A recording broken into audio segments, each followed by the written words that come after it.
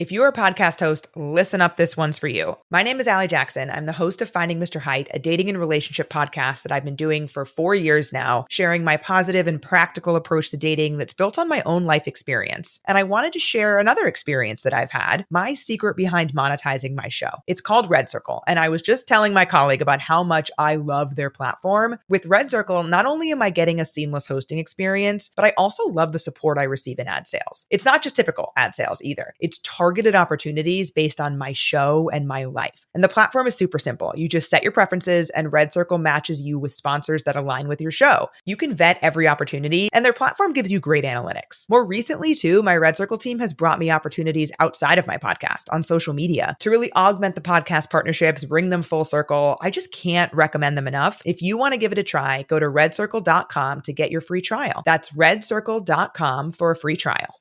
Hey, this is Scott Norton, and you're listening to Keepin' It Strong Style.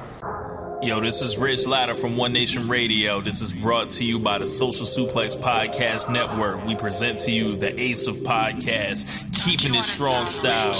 Let's go. It's the Ace of Podcasts, Keeping It Strong Style. Covering New Japan, they ready to hold it down. Jeremy Donovan and the Youngboy Josh. Come and hit a job out and bury all the frauds. From the Tokyo Dome over to the G1. Social Suplex is the network where we can get it done. I'ma chill and let them have it, cause this is just an intro. Keeping the strong style, 6 stars from the get-go, boy.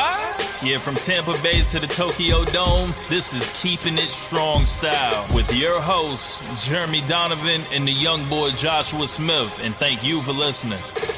Welcome to Keeping It Strong Style, the ace of podcasts on the Social Suplex Podcast Network, the young boy Joshua Smith with special solo audio. On today's show, I'll be discussing Blue Justice 17 and Nights 1 and 2 of Road to New Beginning, and I'll be covering all the latest news in the world of New Japan Pro Wrestling. Please support our show by subscribing and following the Social Suplex Podcast Network and Keeping It Strong Style on the podcast app of your choice and leaving a rating and review. You can also get all the network's podcasts over at socialsuplex.com. If you enjoy this podcast, please consider making a one-time or monthly donation by visiting socialsuplex.com/donate and clicking on the donate button under the Keeping It Strong Style logo. Now, normally we would be streaming live on patreon.com/KI Strong Style for IWGP subscribers. Please continue to support the Patreon. And if you want to watch our show live or listen without ads, please sign up at patreon.com/KI Strong Style.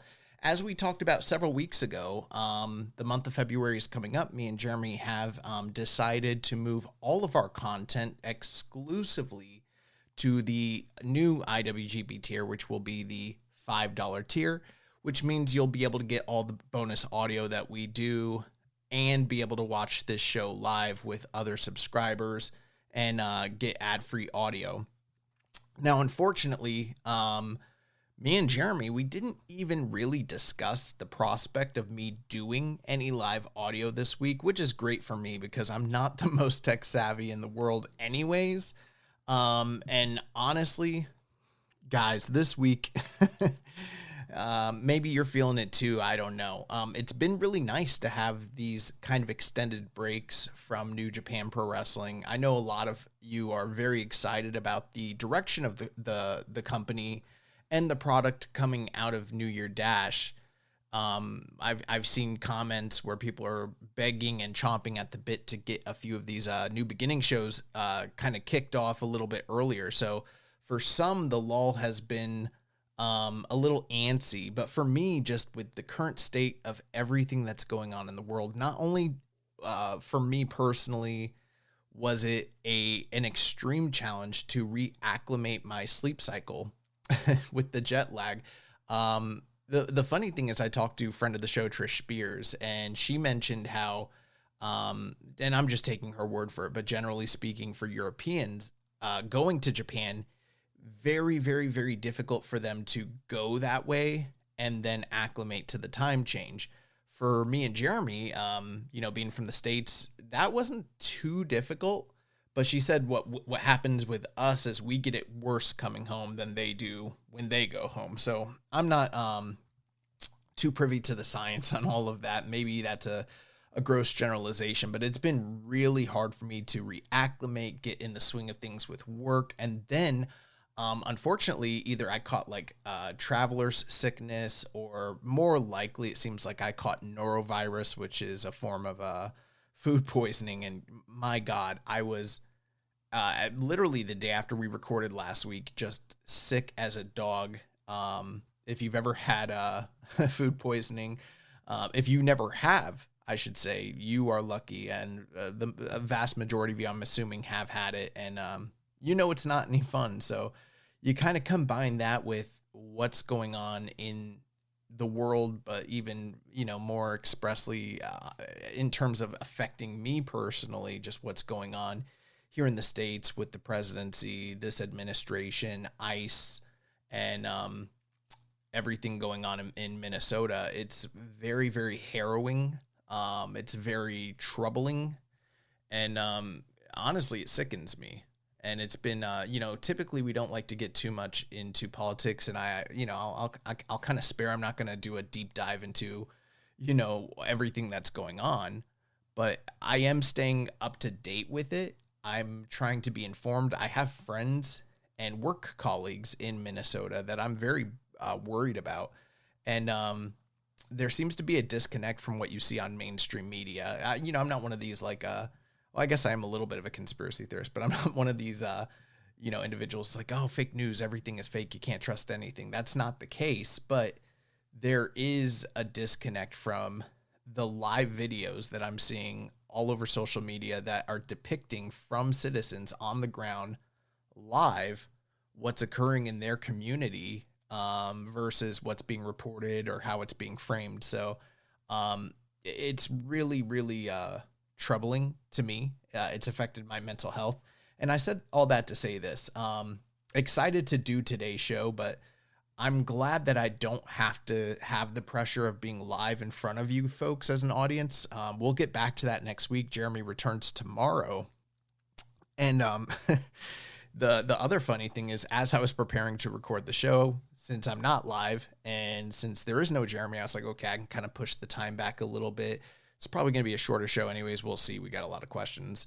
And I sat down getting ready to record, and I could not find my micro SD to put into my Rodecaster soundboard, which is what we record all the audio on. And I was freaking out. Lo and behold, I had forgotten that when I was getting ready to go to Japan, my wife had told me that she would allow me to take one of her cameras. It didn't end up working out, which is fine. I'm a terrible photographer and I don't understand how to use those cameras anyways. But I had given her my SD card and she'd put them inside one of the cameras. And I'm very meticulous with my belongings. I usually have like a select place for everything. I know where everything is at all times. And I could not find this SD card. I was fucking freaking out. I was getting ready to literally jump in my car and go to the store and buy another one. And I was like, oh man, I don't even remember what I have on that card in terms of audio. A lot of the Tanahashi Ace of the Universe project is on there. Luckily, it's all backed up, but it would just be a tragedy to not have whatever audio is on there just in case. And she was able to remind me, oh, you handed that to me early in the morning, probably at like 3 a.m. before I was getting ready to jump into an Uber to go to Tampa International. So luckily, that was all resolved. So we're ready to rock and roll. We're here, ready to do the show. And, with us going solo on this week, or I should say with me going solo, normally, this is the funny thing about it. Normally when we record the week prior, or even a week or so prior, maybe a few more weeks, and we mention out loud, hey, one of us is going to miss the show and there's an open spot, we usually get a lot of like interested parties. Now I know that there are a select rotation of guests that have come to me many, many times and said, hey, if you ever need me, just give me advance notice and I'll be there. So I know that if I had wanted to have a guest host, we could have gotten somebody out here. And for me, it just didn't seem worth the trouble with the fact that these are Road 2 shows. In fact, I decided on my own to push the recording back. If you notice, you're getting this on Wednesday U.S. time instead of the traditional Tuesday, because I was like, hey, if there's no Jeremy and there's just going to be 3 back-to-back Road 2s, no need for him to, have to watch the entirety of the show and then us just cover that one, Tuesday morning show when he gets back. Let's just go ahead and knock it out. So I've decided to push the show back a little bit. But normally we would have guests like chomping at the bit, reaching out and being like, hey, I'd like to come do the show, blah, blah, blah. And the funny thing is, as excited as folks are, no one was reaching out. I did have a gracious offering from Emily the Great, our social media ambassador. But, I told her the same thing that I was feeling, which is like, it's Road 2 shows, baby. We don't need, I don't need to trouble anybody or stress anybody out to cover these shows. But luckily, a lot of the goodwill and the excitement that was taking place during the January 4th and January 5th events has carried over into, the rest of the new year. So we got a good collection of shows to review here. We're going to start off with, this past Sunday, January 18th, 2026, Yuji Nagata produced Blue Justice 17. So the 17th, this took place from the Sakura Civic Gymnasium, a reported attendance of 1,693. I believe last year when they ran the same building around the same time of the year, it was closer to like 1,100 and some change, just shy of 1,200. So this is a pretty healthy increase for New Japan. Now, the show opened up with a tag team opener. Now, this technically, even though it's a Blue Justice produce show, it might as well just served as a de facto Road to New Beginning show as well.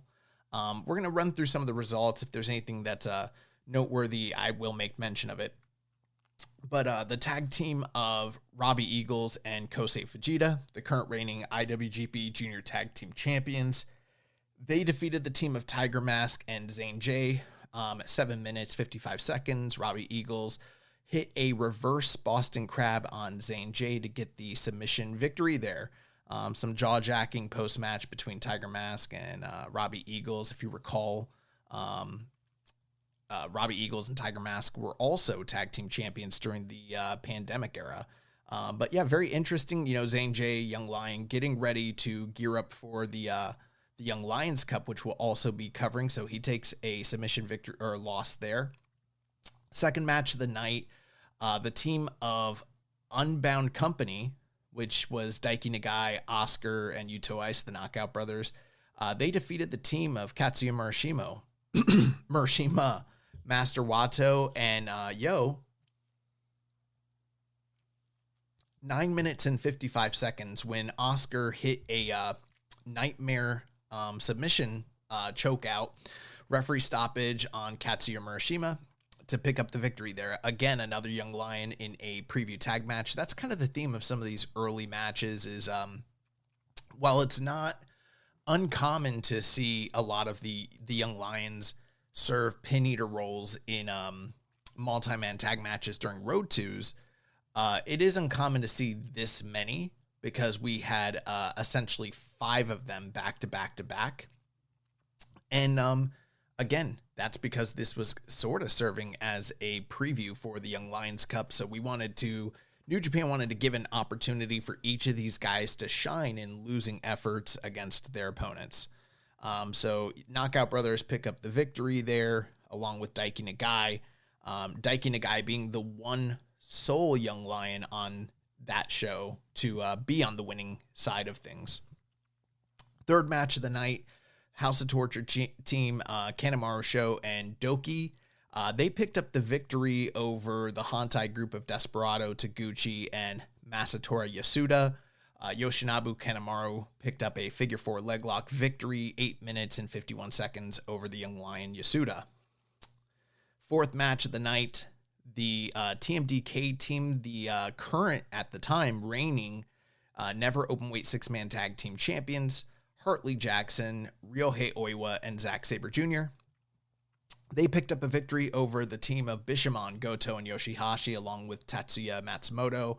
Hartley Jackson hit a Death Valley bomb at 9 minutes and 30 seconds. Again, this was essentially serving as a preview for the six-man tag team title match that would take place the following evening in Korakuen Hall.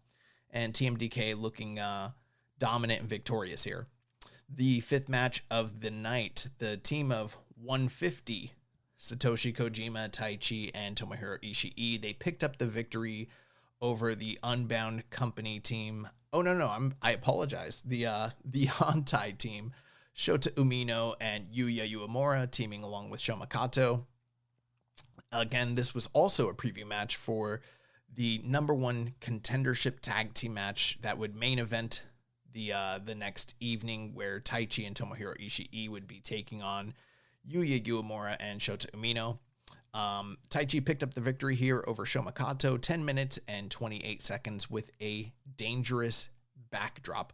One thing I forgot to mention, during the post-match for the third match of the night, that was the Hantai team versus House of Torture, El Desperado and Doki, who are currently embroiled in a feud with one another over the IWGP Junior title, there was a lot of post-match kind of brawling where they both were attacking one another's masks. And you would have believed at the time that would be setting the stage for some sort of, focus on each other's masks during their upcoming title match, which was earlier today. And we will talk a little bit more about that. The sixth match of the night, the United Empire team, Jacob Austin Young, Francesco Akira, Great-O-Khan, Callum Newman, and Jake Lee. They defeated the Unbound Company team of Geto, Taiji Ishimori, Hiromu Takahashi, Shingo Takagi, and Yota Tsuji. When Jacob Austin Young hit the Imperial Prison submission hold over Geto, that was a pretty awesome submission maneuver that I really liked from Jacob Austin Young, who's one that's really coming into his own. That was at 15 minutes and 3 seconds. And obviously Geto kind of the weak link there on the Unbound Company team. This was a great opportunity to see both of these groups in action. While United Empire has been teaming together for quite a while, Francesco Akira made his return.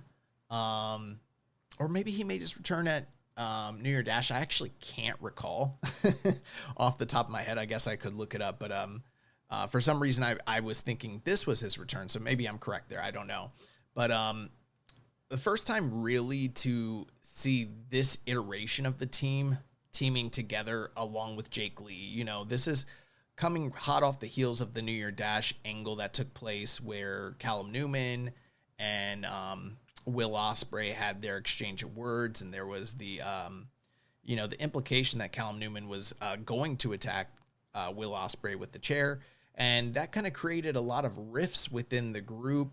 Jake Lee sort of staying out of things, not really knowing exactly where he fits. Seemed pretty clear that he is poised and centered to be the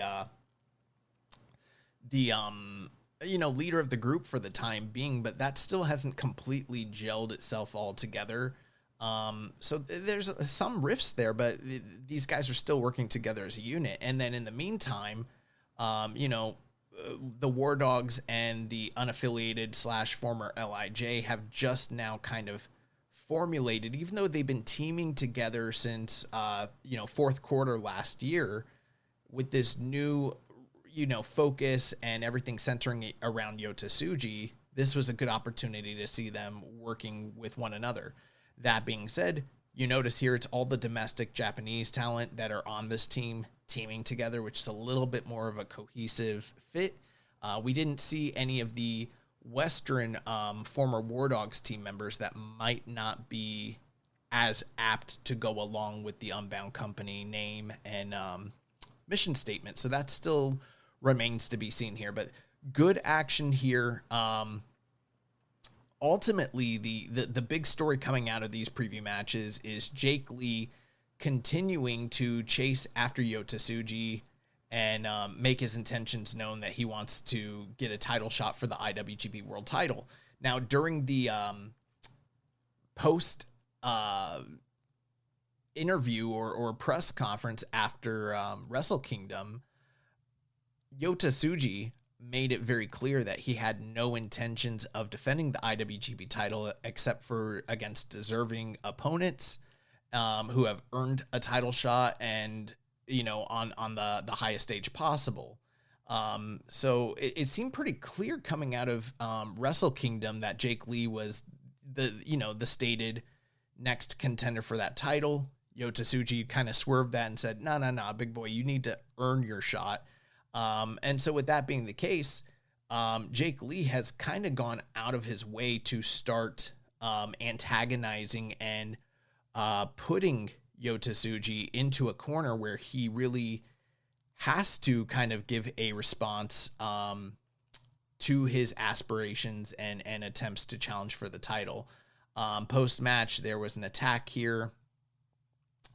Lee was able to hit some post-match moves on Yota Tsuji. He did a silly dance, almost Pennywise-esque, and he left Yota Tsuji laying here.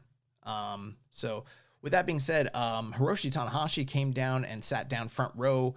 There was a lot of hubbub about him sporting a new haircut, so the locks have been cut, and he is now corporate Tanahashi, the president of the company, former pro wrestler. So the flowing hair is gone, and he sat down front row, which that is a little bit of a touch that I like, because even though this was just Yuji Nagata main event for his produce show, in the past, if you watched New Japan many, many years ago, the president of the company, whoever that might have been, whether that was Inoki or Sakaguchi or, Fujinami, whoever that was at different iterations, they would typically come down ringside for the biggest matches, especially IWGP title matches, present the belt, and sort of be a figurehead silently that added a little bit of prestige. So maybe we'll see more of this in the future. I liked that little bit of a touch. But this was actually before the main event when he came down.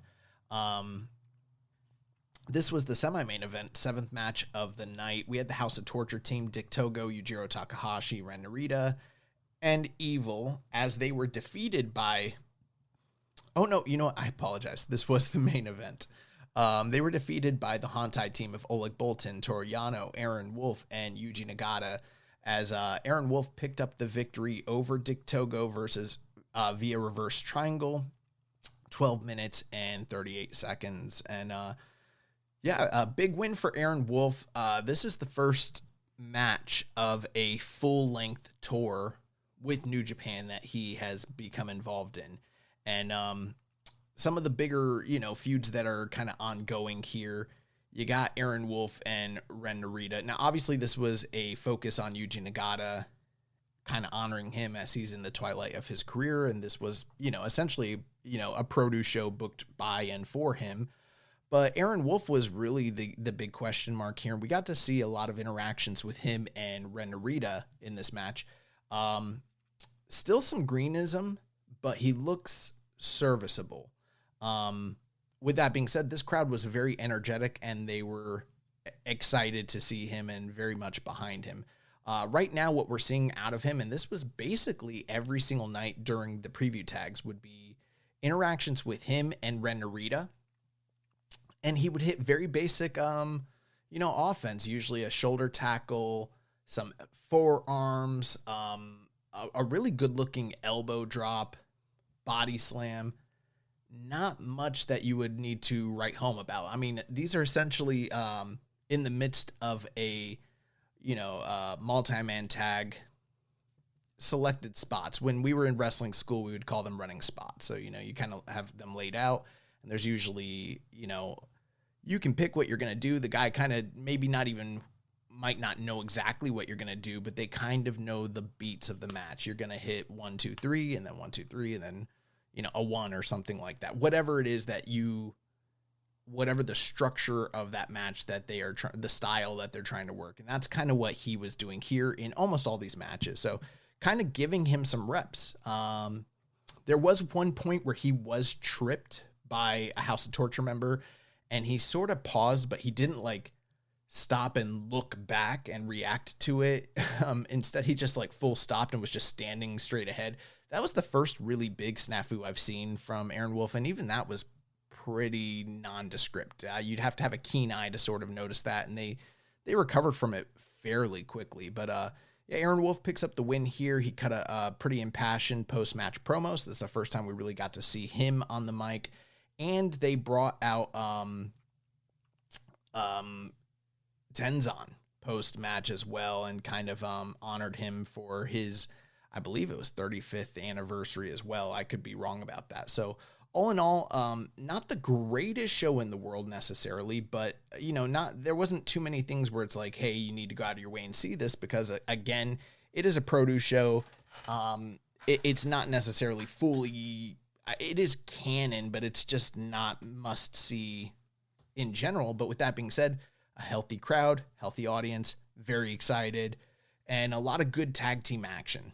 So that is going to take us into the following evening, Monday, January 19th, Road to New Beginning, Night 1 from Korakuen Hall, a reported attendance of 1,009. We start the show off with the first match of the Young Lions Cup.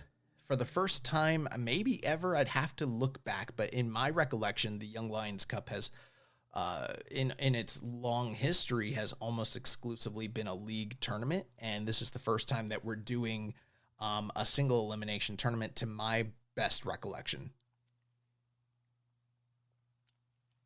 And with that being said, only 6 entries. They allowed the most senior Young Lions, Shoma Kato and Tatsuya Murashima, to get buys into the second round, which is fine. I don't know if I necessarily love that idea, and here's why.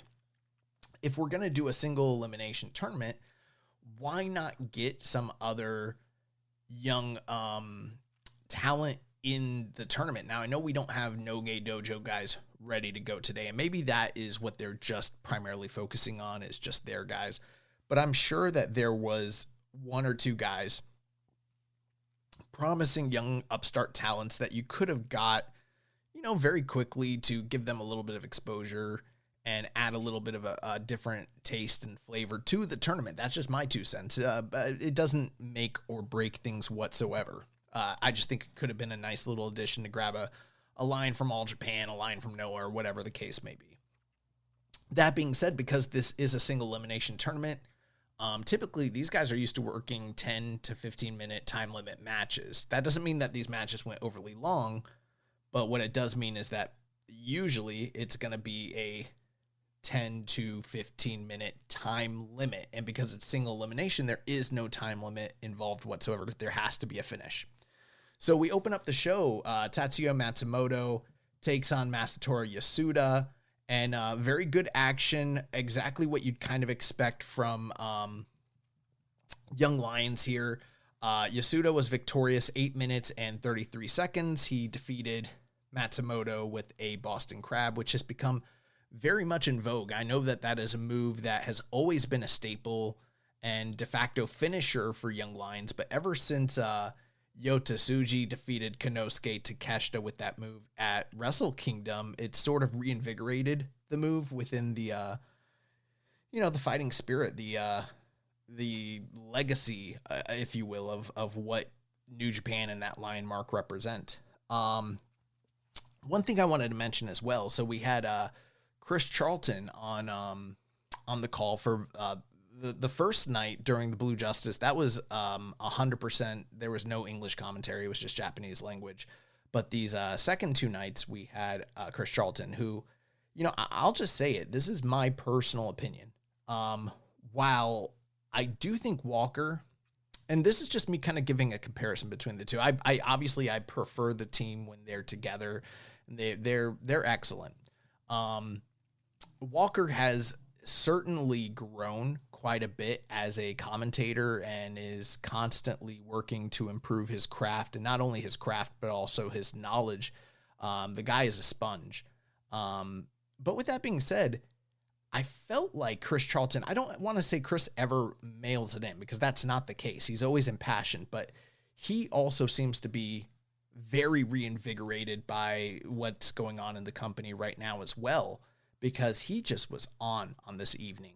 So much so that, like I was going to say, I know Walker has improved a lot. He's had to, be on the stick solo and has done excellent, but I kind of thought Chris sort of ate his lunch a little bit here. And I know both those guys sometimes, well, I can't say they always both listen, but I don't think they're strangers to the show, so maybe they'll be hearing me. Who knows? Obviously, they work together, could inspire a little bit of rivalry there. But yeah, Chris... Yeah, here's the thing. Now, I don't know that Chris has obviously the silky smooth voice that and the polishedness that Walker brings to the table, but there's always no denying how tuned in to the storylines and to the history and everything like that Chris is, but really brought a reinvigorated passion to these 2 episodes, or and not episodes, but I guess you could call them episodes, whatever you want to call them. But these 2 shows, I thought he was just really excellent. Not that he isn't normally, but he seemed to be tuned in just a bit more, and I noticed. So with that being said, one other thing with this Young Lions Cup, a lot of these guys are starting to get merch for the first time. I can't recall too many times in the past where Young Lions have gotten any sort of merch whatsoever. I know that we talked about Aaron Wolf coming in, and that's sort of a special situation where he got merchandise right out the gate. But New Japan has given t-shirts to almost all these guys. I believe Shomakato might have even had a towel, which is kind of cool. And while these matches are still your typical Young Lion matches, we started to see guys experimenting with branching out and using new techniques that we wouldn't typically see from them in your standard one-on-one Young Lion matches. In this match in particular, we saw Yasuda hit a standing moonsault before he locked in the Boston Crab. I don't know that I love his moonsault. I hate to be too critical about it, but it was a little bit like, even on commentary they mentioned, Chris mentioned he didn't get all of it. Seems like he's coming down on his forearms a little too soon, so maybe he's not getting the right trajectory for it. I know doing a moonsault's very difficult, but I don't want to discourage him and say, hey, he should just full sail stop doing it. But it is interesting. Like, you don't typically see guys trying things in New Japan that they haven't perfected, or at least perfected to a sense where you don't know that they are doing it for the first time. Like, usually once they debut something, it's been worked out so much so that it's like, okay, they can nail this in their sleep. They've done a million reps in the gym. I did see a video where Yasuda practiced this on a dummy, and it kind of looked the same as what I saw here. So just thought that was worth mentioning. Oh, one other thing I forgot to talk about from the previous night. During the United Empire post-match, everybody, after they won the match, was standing in the ring and did the crowns up salute, except Jake Lee. Now, I don't know if this is me just reading into things, but he wasn't in the ring, and he was already walking down the aisle and walking through the curtains. It does seem that they're positioning him to, for the time being, be the leader of the group, but it was very interesting. You kind of combine that with some of his attitude and behaviors during Wrestle Kingdom and New Year Dash. And, I don't want to interject too much or infer that there are, riffs there, because that might not be the case, but I just thought it was interesting. He's still not putting up the crowns with everybody. With that being said, Yasuda picks up the win over Matsumoto, who Yasuda is his senior in the dojo class, so he picks up the win there. Second match of the night, another Young Lion Cup qualifier. We had Daiki Nagai taking on Zane J. And between the two matches, I thought that this was the better of the two. Much more polished guys.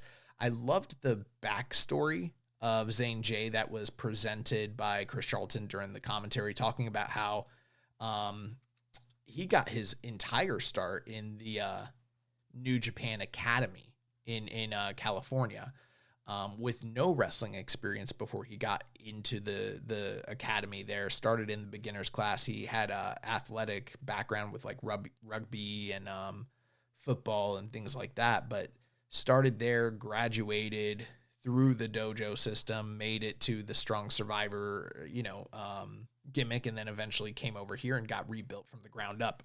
I think that's an incredible success story. I know that me and Jeremy have made some jokes at the expense of Strong and at the expense of the academy, since it's changed hands and focus ever since Katsuyori Shibata left as being the lead trainer there. But this is a huge success story. With that being said, this match went 7 minutes, 20 seconds and ended in a disqualification, which was very shocking here. So towards the end of the match, Daiki Nagai seemed to have the upper hand, was getting ready to, had everything going his way, when suddenly Callum Newman came out, was on the ring apron, kind of bumped the ref a little bit. And we know that there is this ongoing feud between Unbound Company, which Daiki Nagai is affiliated with, and United Empire. But it was interesting to see Callum Newman kind of ingratiate himself into something that's so small potatoes. When suddenly he was able to kind of cold clock Daiki. He takes a chair from outside, throws it into the ring. The referee is kind of bumped and dazed, but he's still got his wits. He can see what's going on. And Callum Newman kind of tells Zane J that he needs to forego the tournament and use the weapon. And he does pick it up, clocks Daiki Nagai over the head with the chair. It results in immediate disqualification, and he has aligned himself with the United Empire. Not just aligned himself, but during the post-match comments backstage, announced that he is done as a Young Lion, done with the dojo system, and is now part of United Empire as a graduated individual. This is interesting because I had, in our Discord, when we were talking about who may or may not win this Young Lions Cup tournament, I pretty much predicted it would be a final between Murashima and Kato, just based on the fact that both guys are gearing up to go on an excursion, and they're the two most seniors in the dojo. But I didn't want to overlook the idea that Zane J, having the experience that he had coming into the dojo already, is closer to a finished product than maybe most of the guys. And there had been sort of this ongoing rift earlier in the year between Shoma Kato and Zane J. So I sort of thought that if there was another finish to the tournament, it could be Zane J advancing. Obviously, he's been eliminated here, but I wasn't too far off the mark because they are graduating the guy, and I could kind of see that that was the way they were going with him, which is very interesting. So that's going to take us more into the preview portion of Road to New Beginnings. So it's always good to get some good singles action, especially when there's stakes and a tournament involved. That takes us to the third match of the night. We had 10-man tag team action. The team of Hantai, Master Wato, Yo, Yano, Desperado, and Aaron Wolf, they picked up the win over the House of Torture team, Dick Togo, Yujiro Takahashi, Evil, Doki, and Ren Narita. 8 minutes, 13 seconds when Master Wato hit the Vendaval on one Dick Togo. Dick to go. I don't have too much more to add to this than what I mentioned earlier during the first preview tag. This was very similar in nature, but Desperado and Doki continued their preview for the next evening's IWGP Junior heavyweight title match. Aaron Wolf and Ren Narita, who are gearing up for a never title match. We still saw some interactions between them as well. And, Yano, Yo, and Wato, they recently dropped their 6-man tag team titles, but it seems like they're still stuck together for the time being. So who knows, maybe they will continue to kind of target those. So we move on to the fourth match of the night. We saw another preview tag between United Empire and Unbound Company. the United Empire team of Jacob Austin Young, Francesco Akira, Great O'Khan, Callum Newman, and Jake Lee picked up the win, 9 minutes and 43 seconds. This was over the team of Gedo, Ishimori, Hiromu, Shingo, and Yota Tsuji. Francesco Akira hit the modified Emerald Flosion, 9 minutes and 43 seconds on Gedo for the pinfall victory here. And we started to kind of see some issues with Shingo and his ribs. Didn't fully play out here, but one thing that's been taking place in these matches is a lot of brawling on the outside mid-match, and then Jake Lee using a very impressive knee lift on a lot of guys, and he focused quite a bit on Shingo in this match, which kind of continued to have compounding damage to him the following evening. Again, post-match, we saw the continuation of the issues between Yota Tsuji and and one Jake Lee. Jake Lee still angling for that title. What happened here post-match is, again, he continued to attack and kind of brutalize some of the other members of United Empire. And he hit another, I forget what his move is called, but it's essentially the hell of a kick in the corner. And he was able to hit that on a prone Tsuji post-match and leave him laying once again. And was able to pick up the title, kind of pose with it. So twice now he's been able to get the better of Yota Tsuji post-match and kind of stand tall. That takes us into the fifth match of the evening. So kind of a special two-for singles matches that served as a preview for the next evening's IWGP Junior Tag Team title match. So we had Sho versus Fujita in a special singles match. Sho picked up the victory over Kosei Fujita in just 6 minutes and 22 seconds when he won here via disqualification. Essentially what happened, there was a lot of heat between these guys, a lot of cheating from Sho, low blows, outside interference, and he attempted to use that metal sheet that he's used in the past. And essentially Fujita just was over it. He got his hands on that sheet and blasted Sho with it in front of the referee. So he was disqualified here, but he was the one standing tall. 2 DQ finishes on the evening, by the way. This resulted in Robbie Eagles and Kanemaru, their tag team partners, rushing out. I did think it was funny that Chris Charlton called it the ECW special on the air. And that also led to a very short match where Kanemaru picked up a victory, 3 minutes, 18 seconds over Robbie Eagles versus head scissors into a pinfall. This was also rife with a lot of outside, brawling, weapons, cheating, and Kanemaru, before he hit this pinfall victory over Robbie Eagles, he was able to get the Suntory whiskey sprayed into the eyes of Eagles to set that up. So not the cleanest victory in the world.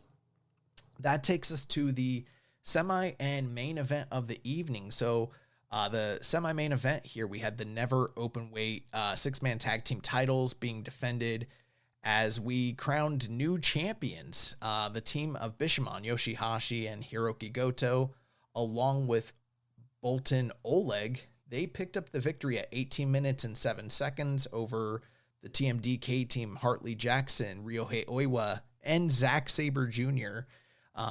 This victory was, it took place when Hiroki Goto hit the GTR on a prone Ryohei Oiwa to become champions. An excellent match. If there's anything that so far that we've reviewed here that I would highly recommend, it would be this 6-man tag team title match. One really notable thing here, Oleg Boltin and Zack Sabre Jr. Now, they've gone head-to-head in the past. They've got some history there. But as Oleg Boltin has improved,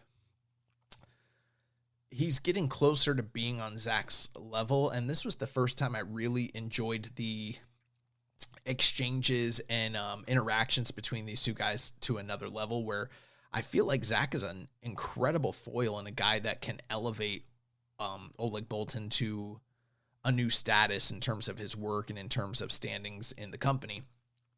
That being said, this was high octane, very, very well-paced, great action all around. Was unfortunate that Hartley Jackson was, when they won these titles, it was sort of a dream of his to win a a New Japan title. And he had a dream about it. And in the dream, he was wearing the Never Six-Man Tag Team title. But in real life, his stature in terms of, being rotund a bit, because he is a big guy, he wasn't able to actually clasp the belt around his waist. And with this loss, he was unable to get into shape at the current time to be able to do that. So that means that with his first title win, he was unable to defend it successfully or, hold on to it for a lengthy time. Hopefully down the road, he's able to regain the belts and, kind of fulfill that dream that he had. But yeah, this is big win. All of these guys, Goto, Yoshihashi, and Oleg Boltin, they've all held the six-man tag team titles with different iterations, but this is a really formidable team. Oiwa looked great here. I love the tag team between him and Zack Sabre Jr. I don't know what the name of the team should be, but since they're both blonde at the current time, they need to be the something blondes. I don't know what that might be, but if anybody's listening, that's a freebie. So, new champions here, and I am excited to see what's going to, what the future holds for this Hontai tag team as they carry those belts, because that's a very exciting team, and they might be able to reinvigorate that division again. That takes us to the main event of the evening. So the IWGP Tag Team Championship #1 contenders match. The Knockout Brothers made their way to ringside and were on the call. But they weren't on the English call, so I'm guessing maybe on Japanese. They were wearing headsets, but I'm not entirely sure to what extent how that worked. But they were there ringside watching the match as the champions kind of surveying who their future challengers would be. I forgot to mention, Jacob Austin Young did jump onto, during the second half of the show, jumped on the commentary team with Chris Charlton, and I thought he was really, really good. One of the better English language, special guest wrestling commentators. So take that for what it's worth. But this match blew me away. We had the team of Yuya Uemura and Shota Umino picking up the victory, 30 minutes and 38 seconds, when Shota Umino hit the second chapter on Tomohiro Ishii. This was another we just had an excellent, very, very excellent World Tag League coming out of the tail end of 2025. That was, filled with excellent tag team matches that are probably going to be tag match of the year contenders. And this is right at the top of the heap. You need to go out of your way to see this one. I think it is probably, if I'm going snowflakes on this one, probably an easy, and I mean easy 4.5. If somebody's a little bit higher than that on it, I wouldn't be surprised. Looks like the voters over at Cage Match with 81 votes, they got that sitting at a 8.7, which that's like a 4.35 essentially. So right in line with what I'm thinking, and I probably liked it a little more than the average voter. I think that the interesting thing here is Taichi and Ishii, Team 150, or I don't know, 100 out of 150 because they're 2/3 of the team. I don't know. They are so over with the Korakuen crowd. Not to say that Uemura and Umino didn't get great reactions. They absolutely did. But it's very clear that these veterans, Taichi and Ishii, guys that they broke into New Japan as outsiders together many, many, many years ago. And they spent so many years on different trajectories, different paths, and suddenly found themselves kind of thrust back together in the past year. And one reason that I haven't called them one of the best tag teams in the world, not that they're not up there in terms of talent and skill level, they've just tagged together so sparingly.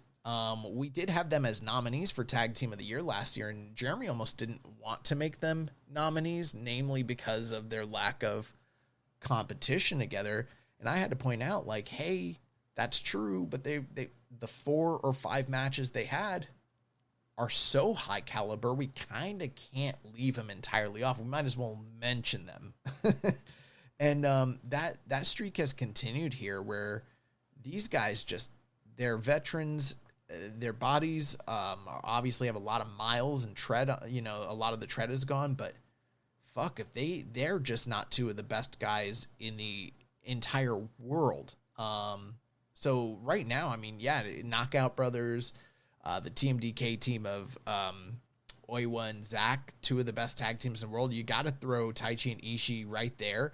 And then you can't shortchange Uemura and Umino. Now, I don't have the play-by-play on this match, but I can tell you the action was nonstop. The violence was visceral, and the passion was on display, where these guys were taking each other to the limits and showcasing some of the best tag team action that you will see all year long. There were plenty of times where I was biting on either team defeating the other, and it kind of started to become a war of attrition. The one spot that I did really love down the stretch, there was a point where Tomohiro Ishii was getting ready to hit the vertical drop brainbuster on Shota Umino, and Umino used his momentum to turn that into a devastating spike DDT on Ishii. The funny thing is, as devastating as it looked, Ishii popped right up, fighting spirit, and then Uemura kind of had to lay him out. But there was a few times where Umino and Uemura, I felt like they were focusing more on Ishii than Taichi. They kind of viewed him as the guy with a lot more damage. Taichi had a chip on his shoulder the entire time, and there was sort of this ongoing story that Chris Charlton was laying out, where it's like Uemura and Umino, the future of Hantai, but these guys are their senpais, and it's hard to pass the next generation, which is the task that was in front of them here. Another move that I loved, Ishii put Shota Umino up for a pile driver, and Taichi penalty kicked him right in the face as he dropped him. I loved that. Uemura, I like his look has just been tweaked a little bit. The hair's been tamed a little bit. The guy's always been handsome. He's looking a little bit better. Kind of got rid of the flames. I don't like the flames so much. They're still on his boots, but the heat storm, the nickname's still there. The Elvis jacket is still there, but the flames on his trunks are gone. He's got kind of a little bit cleaner look, and then Umino has clearly cleaned up his look. Both guys are in phenomenal shape. I think this is one of the most exciting, fresh, young tag teams that we've seen in so many years, because these guys are both, incredibly good looking, very well built. I don't know that I think Umino's the best looking guy in the world, but I think the aura and the rub of having Uemura there with him, it kind of elevates things for him. But that all being said, this match was just fucking awesome. Both teams showing so much resilience, kicking out of each other's best stuff and coming back for more. Chef's Kiss, if you haven't seen it, this is the one you need to see. It's just really, really phenomenal, and it gives the Knockout Brothers versus TMDK match from New Beginning a little bit of a run for its money. So, I mean, we're seeing some incredible, incredible stuff here. Just capping off an incredible night at Korakuen Hall. That's going to take us to today's show, Road to New Beginning, Night 2, January 20th from Korakuen Hall. Higher attendance on this night, 1,231 attendees. We had, as we opened up, Shomakato defeated Masatori Yosuda. 6 minutes and 55 seconds to advance to the finals of the Young Lion Cup. The finals are going to take place on Road to New Beginning on February 1st, which is the next aired Road to shows that will be taking place. And he picked up a victory here with the Fujiwara armbar, which is, a submission hold, but very traditional, but not the, the Boston Crab. So again, these guys kind of busting out some new wrinkles to their game. I loved the way he really cranked on that. Looked pretty horrible, and Yasuda tapped out. So big victory for Shomakato as he advances to the finals.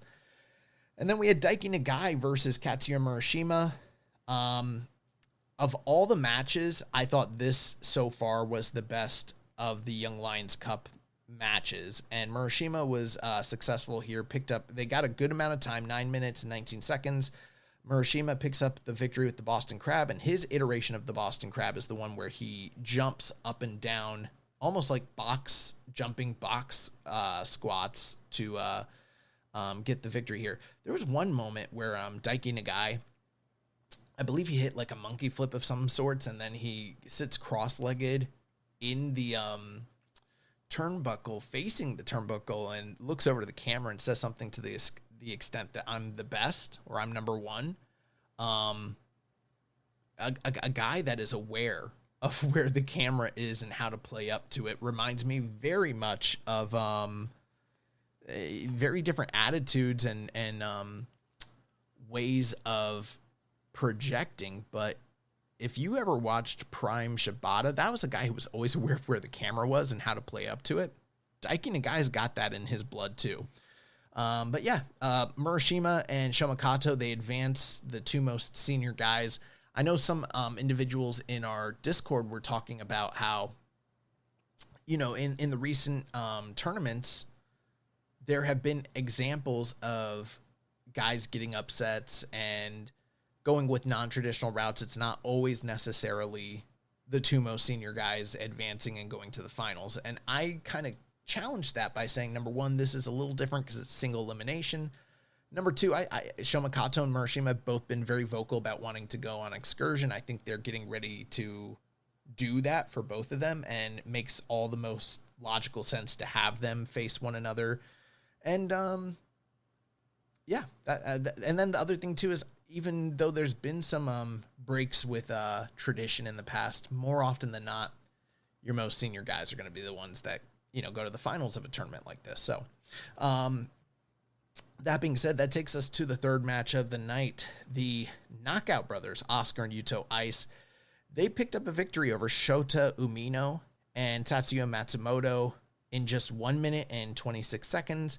Yuto Ice picked up the pinfall victory after him and Oscar hit the KOB on Matsumoto to pick up the victory here. So a preview for the upcoming Umino and Uemura tag match, and a very dominant performance from Oscar and Yuto Ice. Post-match in the backstage area, Oscar had very, very inflammatory remarks and criticisms about one Shota Umino, and it'd be well worth your time to track down those statements and watch that for sure. That's going to take us to the fourth match of the evening. House of Torture, Dick Togo, Yujiro, Evil, and Ren Narita, they were defeated by the team of Wato, Yo, Toriano, and Aaron Wolf. Oh, I forgot to mention, post-match, the post-match promo from one Shota Umino at the tail end of night one's show. Well worth your time to check out. Probably the promo of his career. I think it did a lot of, if anyone saw it, especially for the Korakuen Hall in general, did an incredible job of endearing the audience to him, and maybe hopefully rectifying some of those boos that he received at Ota City back on the 5th. So yeah, Wato, Yo, and Yano still teaming together. Aaron Wolf picks up the victory here over Yujiro with the straight armbar, 9 minutes and 5 seconds. A lot of cheating from House of Torture. I think it's probably good for Aaron Wolf to get a little bit of a crash course into those sorts of antics. And we move on. The fifth match of the night, 30-minute time limit. We had 10-man tag team action. The United Empire team of Jacob Austin Young, Francesco Akira, Great-O-Khan, Callum Newman, and Jake Lee, they defeated the Unbound Company's Geto, Ishimori, Hiromu, Shingo, and Yota Tsuji. Jake Lee picked up a victory when he hit the FBS, which I think that's the Facebreaker strike or smash or something like that. 11 minutes and 47 seconds on a prone Shingo. Shingo came in with taped up ribs because, again, they've been focusing on the ribs of Unbound Company, especially with Jake Lee's knee strikes. But with Shingo having the taped up ribs, they focused on really attacking those. There's one point where Great-O-Khan threw a closed fist strike to those ribs. They took him to the outside. They laid him out with chairs to the ribs. And then that created a situation where he was hurt in the corner, and Yota Tsuji was trying his best to step in and, offer him some protection, but he was outnumbered and held back, and Jake Lee was able to hit his running big boot kick to the face in the corner to pick up the victory over Shingo. Post-match, there was a continued attack on members of Unbound Company. Yota Tsuji was kind of powerless to stop it, and then Jake Lee went and grabbed the title and essentially said, like, yo, I'm going to keep laying out your friends. I'm going to keep hurting the people that support you. I'm kind of paraphrasing, if you don't give me a shot at this title. And Yota Tsuji had, basically responded by saying, like, I had told you that you needed to earn this title shot. But, and I'm really paraphrasing here. I'm just kind of telling you what the story is. But essentially, it's like, dude, you've sunned me 3 times in a row on back-to-back nights. You're taking out my support, system with my teammates. You're making me look bad here. And then now if I turn around and say, hey, you can't have this title shot because you didn't earn it, I look like a bitch. So it's like, Yota Tsuji basically told him, he's like, unlike you, I don't do things halfway. So yeah, I'm going to accept the title challenge, and you're going to be my next opponent. But like, you better be ready, because you're going about it in a half-assed way, and I don't do anything that way. Like, I do it with full commitment. So looks like Jake Lee and Yota Tsuji are set. We had some questions about this, and we'll get to those. But that's one thing I want to let you guys know. This episode, it's flowing well, but it's a little less put together and manicured the way that Jeremy would do it, or even the way that I would normally do it, emulating what he does in the past. Did not have the time to embed all the relative questions into the talking points, so we will be getting to those questions. One thing that usually does happen, we get a lot of similar questions on a particular topic, and I have not even categorized and thrown those together. So we've got questions from literally going back to the week before Wrestle Kingdom. I'm going to knock all of them out, but there may be times where I read a question and basically say, hey, we already covered this, or, thanks for the question, but we're moving on. But yeah, that's the big talking point coming out of the fifth match of the night is, Tsuji and Jake Lee. That's set. It's happening. Sixth match of the night. This was the semi-main event. We had the IWGP Junior Heavyweight Tag Team titles on the line, and the team of the Ichiban Sweet Boys, Kosei Fujita, Robbie Eagles, they picked up the victory over Yoshinobu Kanemaru and Sho. When Kosei Fujita hit the thrill ride, 16 minutes and 59 seconds on Kanemaru to retain. Kind of a match of a tale of two stories. A lot of cheating, a lot of, underhanded tactics from Sho and Kanemaru, which we've seen some of that, in the recent past. I felt like when it was Doki and Sho as a team, as much as I didn't love the work, it felt a little bit more wrestling centered than what we saw here from Kanemaru and Sho. So Kanemaru kind of bringing out some of Sho's worst tendencies. But when Fujita and Eagles were able to take things to the mat, or, you know, go to the air, keep things moving, they really and actually I think the thrill ride is a dual move that Fujita and Eagles do together. Sorry for the correction there. But yeah, they were able to, especially down the stretch, really strong closing stretch. I didn't hate this match as much as others. We even got the rare Kanemaru moonsault here, but maybe not the greatest junior tag team match in the world. Crowd was still hot for it. The right guys win over. House of Torture picks up a big loss on the evening, and we move on. I did see a lot of negativity about this match. You know, I thought it was enjoyable. I'm not going to sit here and say you need to go out of your way and see it, but I would still go like 3.5, which that's very good. So, you know, a very good title match here. That's going to take us to the main event of the evening, the IWGP Junior Heavyweight title, as the champion Doki faced the former champion El Desperado, and Doki was able to pick up the victory, 16 minutes, 30 seconds with the Suple de la Luna for the 1-2-3. Desperado was outnumbered here, as Doki came out with multiple members of House of Torture, Evil, Yujiro, Dick Togo, Narita, and that was something that Desperado had to contend with the entirety of the match.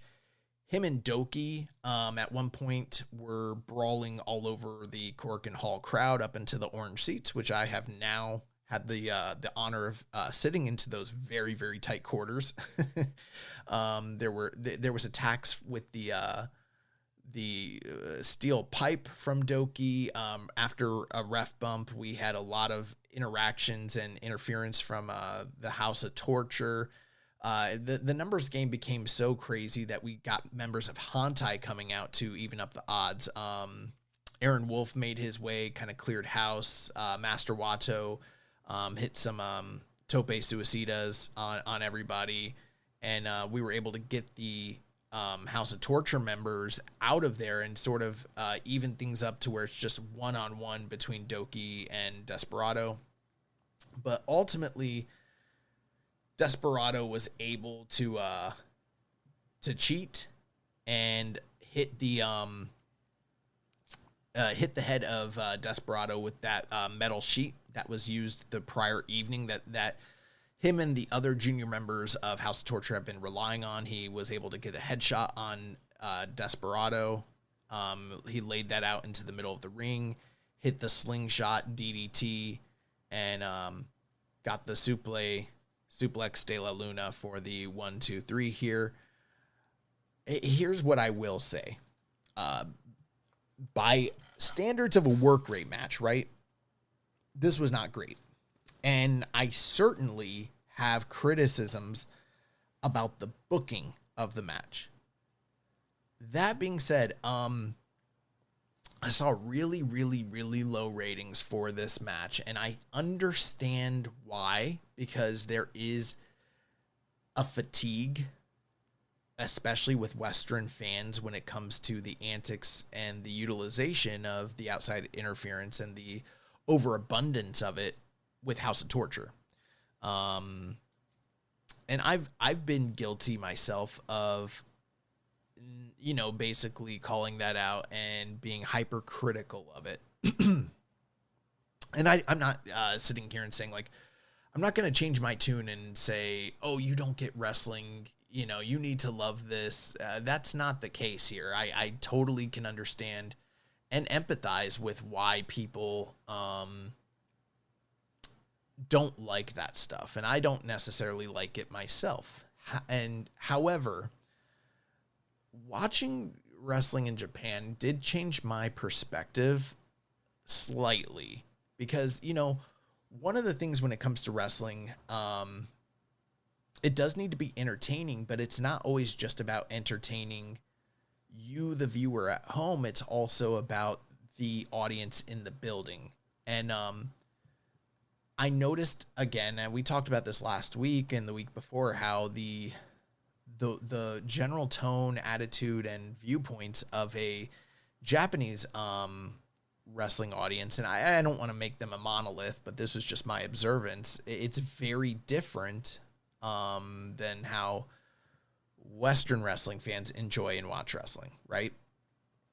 Obviously, these heels, a lot of what they were doing here in a vacuum was intended to get heat, but not just heat for the sake of getting heat, but to get sympathy on the babyface Desperado. And in this case, Desperado is a pretty big star for New Japan. Obviously, I just talked about how they drew a larger audience for this show with these title matches than for the previous night show, which to me as a fan, if I were to choose between the two shows, just knowing what I like, I would have gone to the first show if I was there. But there's no denying the appeal and allure of Desperado, especially in the Korakuen Hall. The reason I say all that is to say this. If you just put aside your disdain for what House of Torture are doing and you listen to the audience itself, which I've always been an audience guy myself, the vibes of an audience really does affect quite a bit how I perceive wrestling, not just based on the, the work in and of itself. And as I was paying attention to the audience, they were living and dying and enthralled with what was happening here between Desperado and Doki.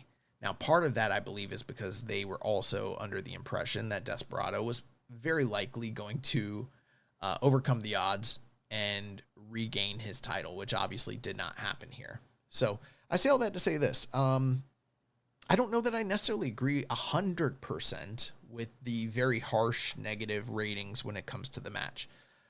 Now, all that being said, the finish, it deflated the audience, obviously. Sometimes, though, heels do have to win, and when they win, it's not going to make the crowd necessarily happy. But it also didn't create fervor of heat. It sort of was just a deflating silence that resulted. So the people were very disappointed, and we didn't necessarily get a confirmation of the next opponent for Doki or what the direction is going to be going into New Beginning.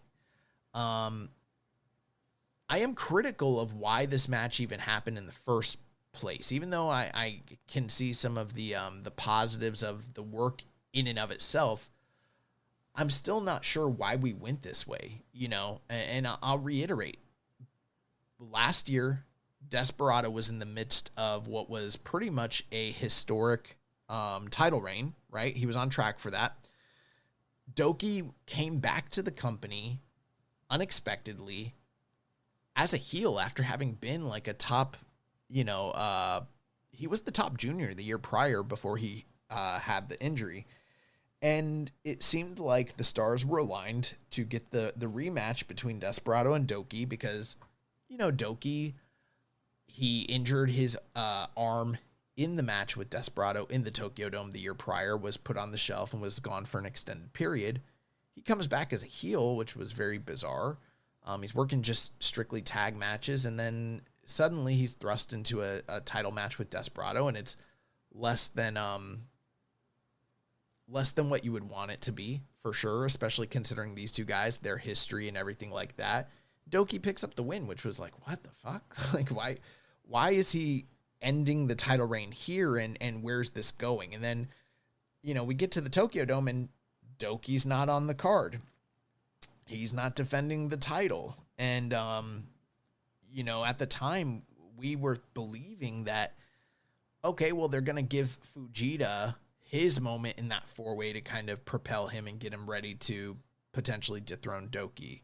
And instead they went with Desperado again. And it was like, why, if we took the title off Desperado, why are we going back to Desperado and Doki? It seems like they've done everything that there is to do. And it's not at a point where you can maximize returns on this and then to add insult to injury, it's not even on the New Beginning in Osaka card. It's on Road to New Beginning. Granted, it is a Korakuen Hall main event, but again, this is another situation where the junior title is relegated to a less than optimal, stature. It's not on the big show. And then Doki wins. And then so why did we keep Doki on the sidelines for the Tokyo Dome just to turn around and have him win the title and then regain the title and end up aimless coming out of it? Now, I'm sure that maybe they'll get ready to set something up between now and the next tour. Hopefully. But this junior division really just seems like we're in limbo. And there was a period not too long ago where the junior division was hot. So yeah, it's a little perplexing and less than optimal booking. With all the positives that are taking place in this company, the junior division is one of those things that's very head scratching, and I don't understand why, where, or where it's going. So we came off of an incredible Korakuen Hall on the 19th, and then turned around and had a pretty, I would say comparatively speaking, disappointing Korakuen Hall earlier today. That is going to do it for our review section. We're going to jump into the questions here. Now, there has been a little bit of news. Congratulations to Shingo and Natsupoi on their surprise nuptials as they got married to one another. Natsupoi being a Joshi wrestler from Stardom. If you are part of the Joshi world, or a fan of the Joshi world, I should say. Other news, there was announcements related to the New Beginning in USA show in Trenton, New Jersey. So El Desperado, El Phantasmo, Konosuke Takeshita, Oleg Boltin, Shuri, Tomohiro Ishii, and Yota Tsuji have all been confirmed for that event. The only confirmed match as of the time of this recording is El Phantasmo versus Konosuke Takeshita for the NJPW World Television title. There was also a news that broke regarding a New Japan Fantastica Mania USA in conjunction with CMLL and MLW. We were actually included in the news press brief that was sent to us, but MLW will be returning to Charleston, South Carolina. They're calling it a super card. April 12th, this will be taking place, and it will be featuring talents from those three companies.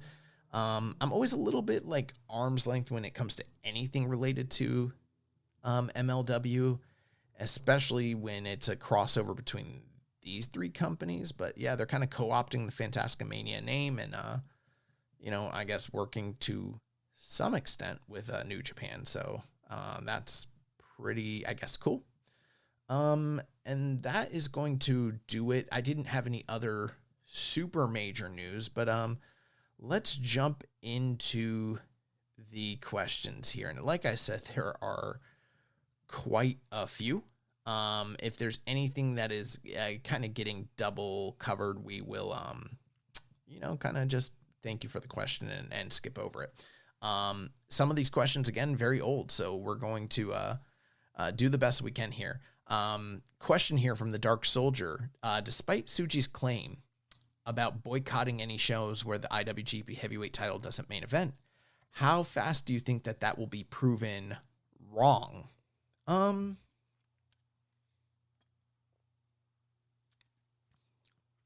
I think it's interesting, that wording. I don't know if that was an exact quote from him, but I don't know how he can boycott a show where the IWGP title isn't the main event when he himself is the IWGP Heavyweight champion. The only way that logically he could do that, if you think about it, is he could only boycott that sort of show by dropping the title to somebody else and then not being in the match and then saying, oh, fuck it, they're doing a semi-main event, I'm not going to show up. But I think obviously the the sentiment here is that the IWGP Heavyweight title needs to always go on last. And you know what? Historically, it does. So I'm not too worried about this being a situation where they go back on that, because historically it almost always goes on last. This year in particular, 2025 was one of the few times, and especially if you count January 4th as being an extension of that, where the title did go on as a semi-main event more often than it has in recent memory, which is not great. So they're working to add some prestige. They've restored the lineage. I'm sure they're going to stick to it, honestly.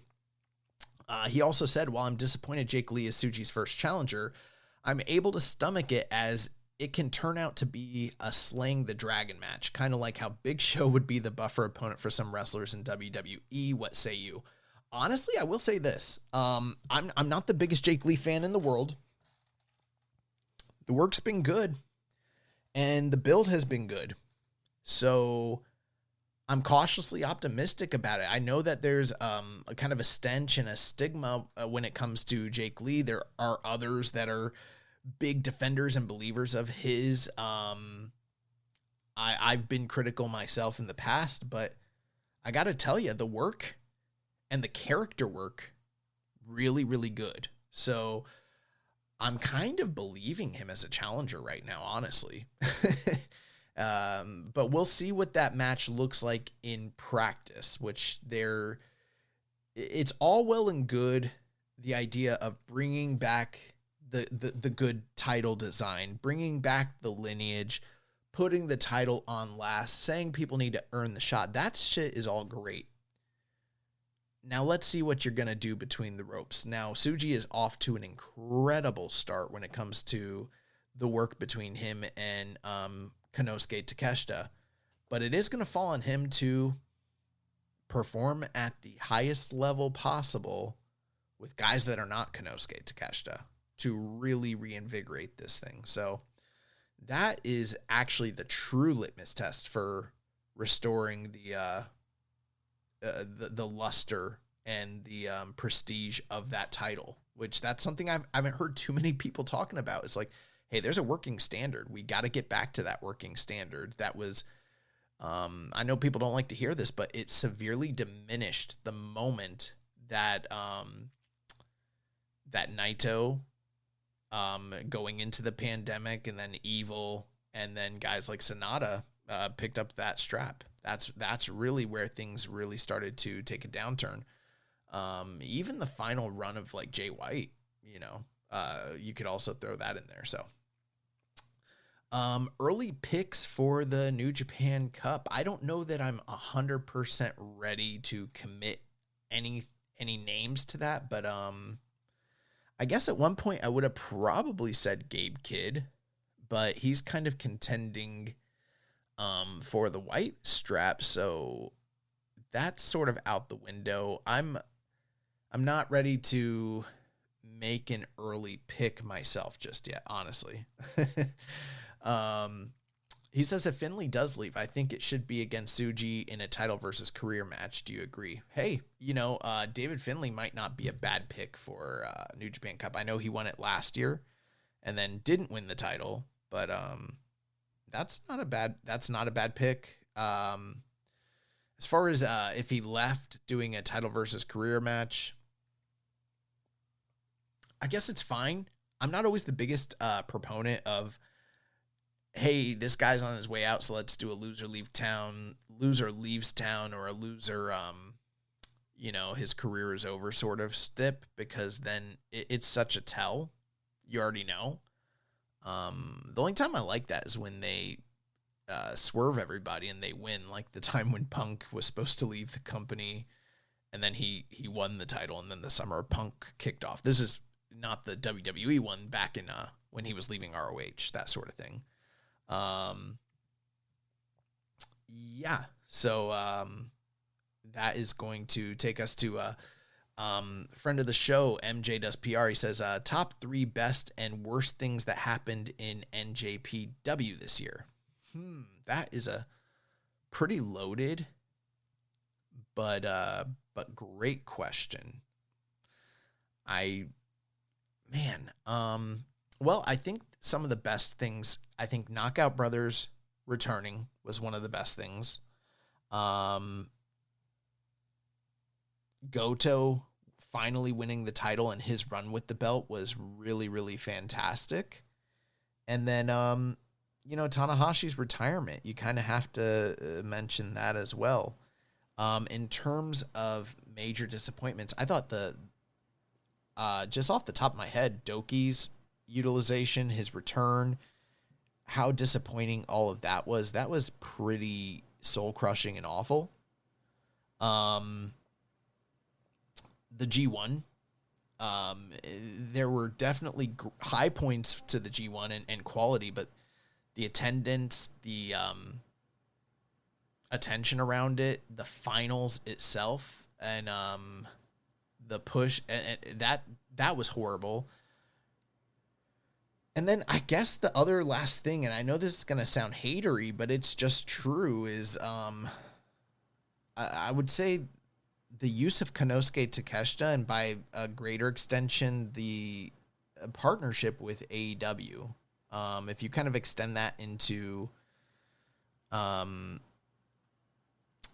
Wrestle Dynasty, how it was built, presented, and the lack of business that it did, and then you kind of extend that into Konosuke Takeshita's run with the title and lack of reception and lack of good creative, that was something that should have been a layup, something that, these two companies working together should always be an excuse to print dollars, and it was a blunder. I'm sure there's other things, but just off the top of my head, that's something that I can think of there. Question from Sumo Cerebro. Sorry if this has been asked before, but what are your opinions on Tetsuya Naito's upcoming debut in Noah? And do you think that this is a precursor to the rest of LIJ to make the jump to the Arc? Since Hiromu is already the junior heavyweight champion, the speculation is there. All the best to you guys and Happy New Year. Obviously a question that came to us before the end of last year. Obviously, we've seen what's gone on with Sonata. There are the speculations about Evil and his, lack of committed contracted status. One thing I forgot to mention in the news, there was the confirmation that Cal Newman is signed to a contract with New Japan for multiple years. So that's pretty big news. Sonata's without contract. He's on an indefinite leave. Hiromu's been bouncing around for the past year and taking dates elsewhere. He did drop that GHC title, but, there's been rumblings about him. And then obviously right now, Evil, he just dropped that title to Aaron Wolf, and he's sort of taking a step back. He's involved in these multi-man matches. He's still the leader of House of Torture, but really the focus is on Aaron Wolf and Ren Narita. So I can't say for sure that these guys are all going to jump, but if the money was right and the opportunity was there, I mean, Evil's probably topped out at everything that he can do. I don't know how happy or unhappy he may be in New Japan right now. I know that he helps out in the dojo and things of that nature. He's somebody that I would be a little bit surprised if he left. Same thing with Hiromu, especially both of those guys being like homegrown dojo guys. But we already know Sonata's sort of on his way out, possibly gone. I wouldn't be surprised if he shows up in on the green mat. So we will see what happens there. But it has not gone unnoticed that everybody in the Naito sphere, the Naitoverse, that there's been rumors of unhappiness and unrest and are without contract and have expressed interest or taken dates outside. So yeah, very interesting. Death Triangle, as far, and I should say here, Naito, he looked horrendous when I saw him in Noah, honestly. The aura is still there. The love from the audience is still there. But this is a guy with no knees, There was the rumors he was going to get stem cells. There was the rumors that he was going to spend some time in Turkey and get the hair fixed. We already know that he's on his last leg when it comes to the amount of eye surgeries that he's had. I don't know that this is a guy that still should be wrestling in general, but I understand why he's in Noah, and I understand why they are going with him, because he's the biggest free agent star on, in Japanese wrestling that's out there.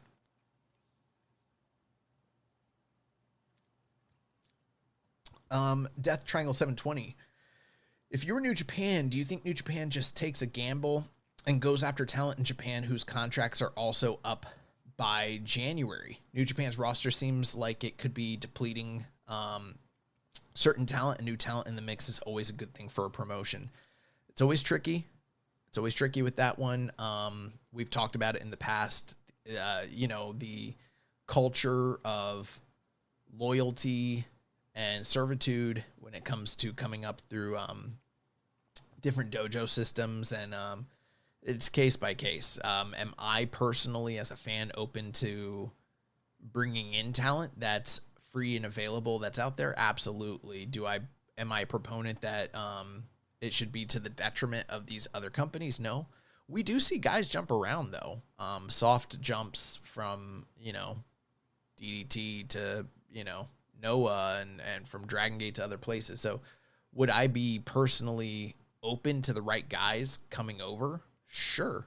But much in the same way that I don't love the poaching tactics that have taken place when it comes to AEW and WWE with New Japan, I don't know that I would love the idea of New Japan just depleting the other rosters of other companies that are out there.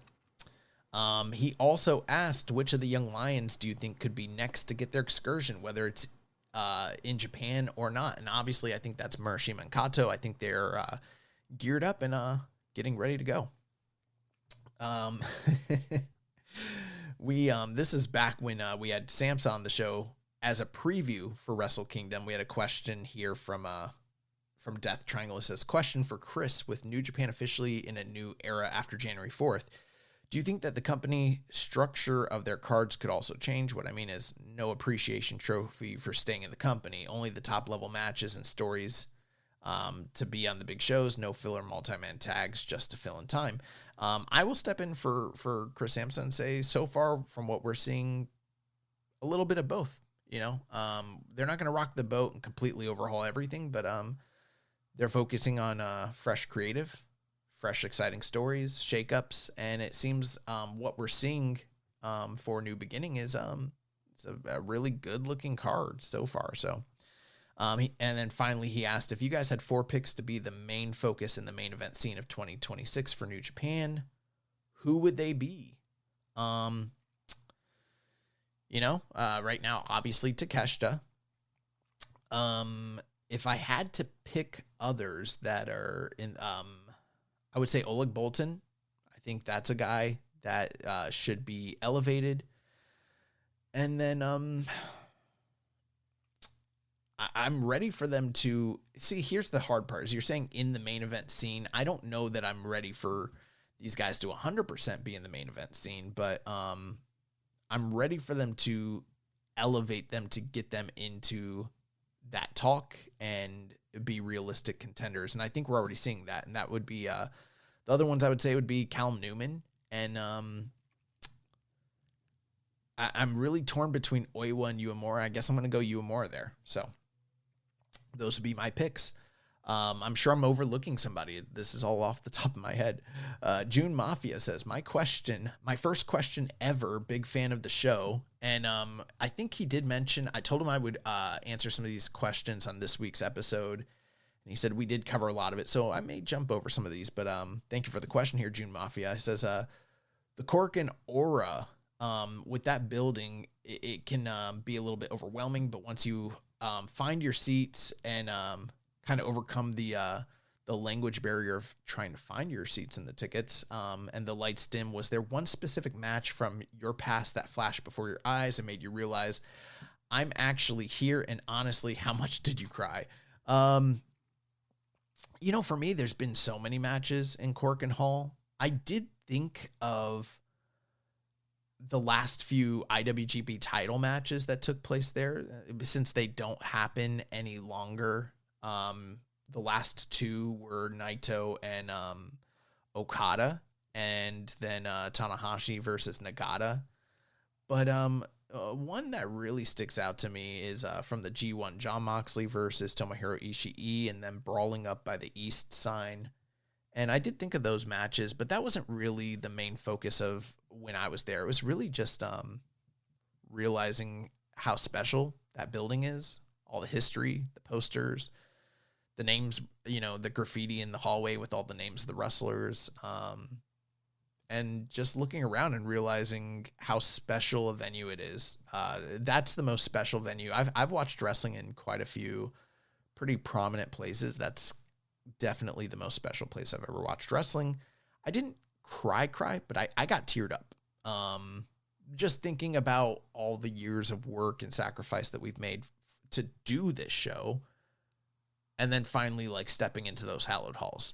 For me, that was, and I'm not really someone that's super duper sentimental or even hyperbolic about like, oh, this is so, that's just not me. But I got choked up and I wasn't expecting it. So yeah. Second question, the live perspective. How did this trip change your podcaster brain? Did you see the crowd's real-time reaction to guys like Naito Wolf or even the House of Torture change how you see them? And yeah, to some degree. I mean, I still have my predilections and things that I'm inclined to, but watching, and I talked about it the last few weeks, but watching wrestling in Japan did it was like a fresh reset and restart to understanding why they do what they do and how they react to what those guys are doing, how it is different, from Western wrestling, not just in the style, but in the psychology. And then from the fan perspective, seeing the appreciation and how they view it through their eyes. So yeah. Third question, non-wrestling withdrawal. Now that you're back, what's the one non-wrestling thing you miss the most? Is it the convenience of the 7-Eleven, the efficiency of the subways, or just the general politeness of the country? And I think it would be all those things. And we talked about that last week, and I appreciate that part. Fourth question he had, the post-Japan blues. Now that the seal is broken, are you already checking the calendar for your next trip? Is there a specific tournament or venue like the G1 or Osaka Hall that is now the new number one on your bucket list? And for me, I would say no. I loved watching wrestling in Japan. I had some real struggles watching wrestling in Japan with how tight the seats and how uncomfortable the seats are just in general. That's not to say that I don't want to go back and continue to experience different venues, different wrestlers. Fortunately for me, right? And I remember talking about this with Rich a few years ago. By and large, at this point in time in my life, I've been fortunate enough to see a vast majority of the best men's workers of the last decade or so from Japan, here stateside. So that has kind of satisfied some of my itching to see certain guys. Seeing Kento Miyahara live, even though it wasn't like a big title match or anything like that, that was something where I was like, okay, he's one of the few that I just have never seen that I need to see.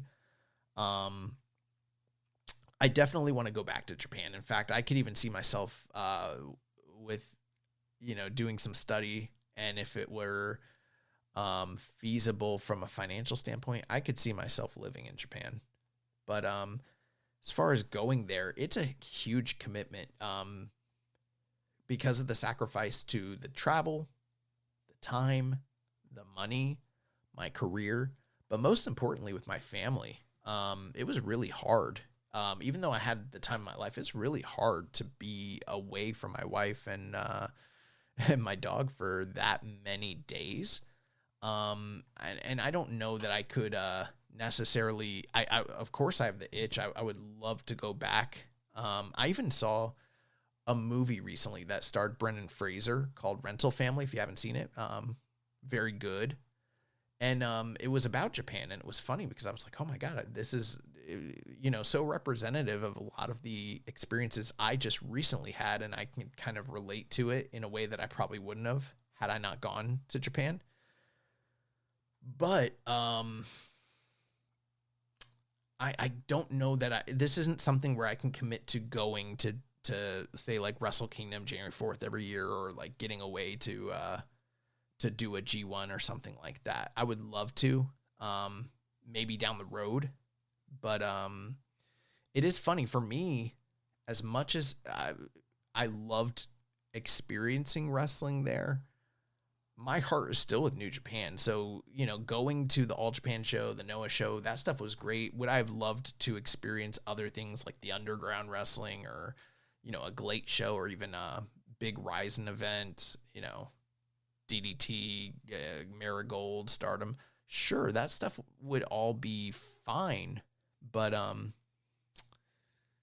it's not a must for me. I know that there's a lot of Puroresu fans that when they go to Tokyo, they are seeing every show. They're going to so many shows, and maybe it would be great to branch out a little bit like that. But for me, it was more just about being in Japan and experiencing Japan, and I don't necessarily have to get back there to experience all those shows.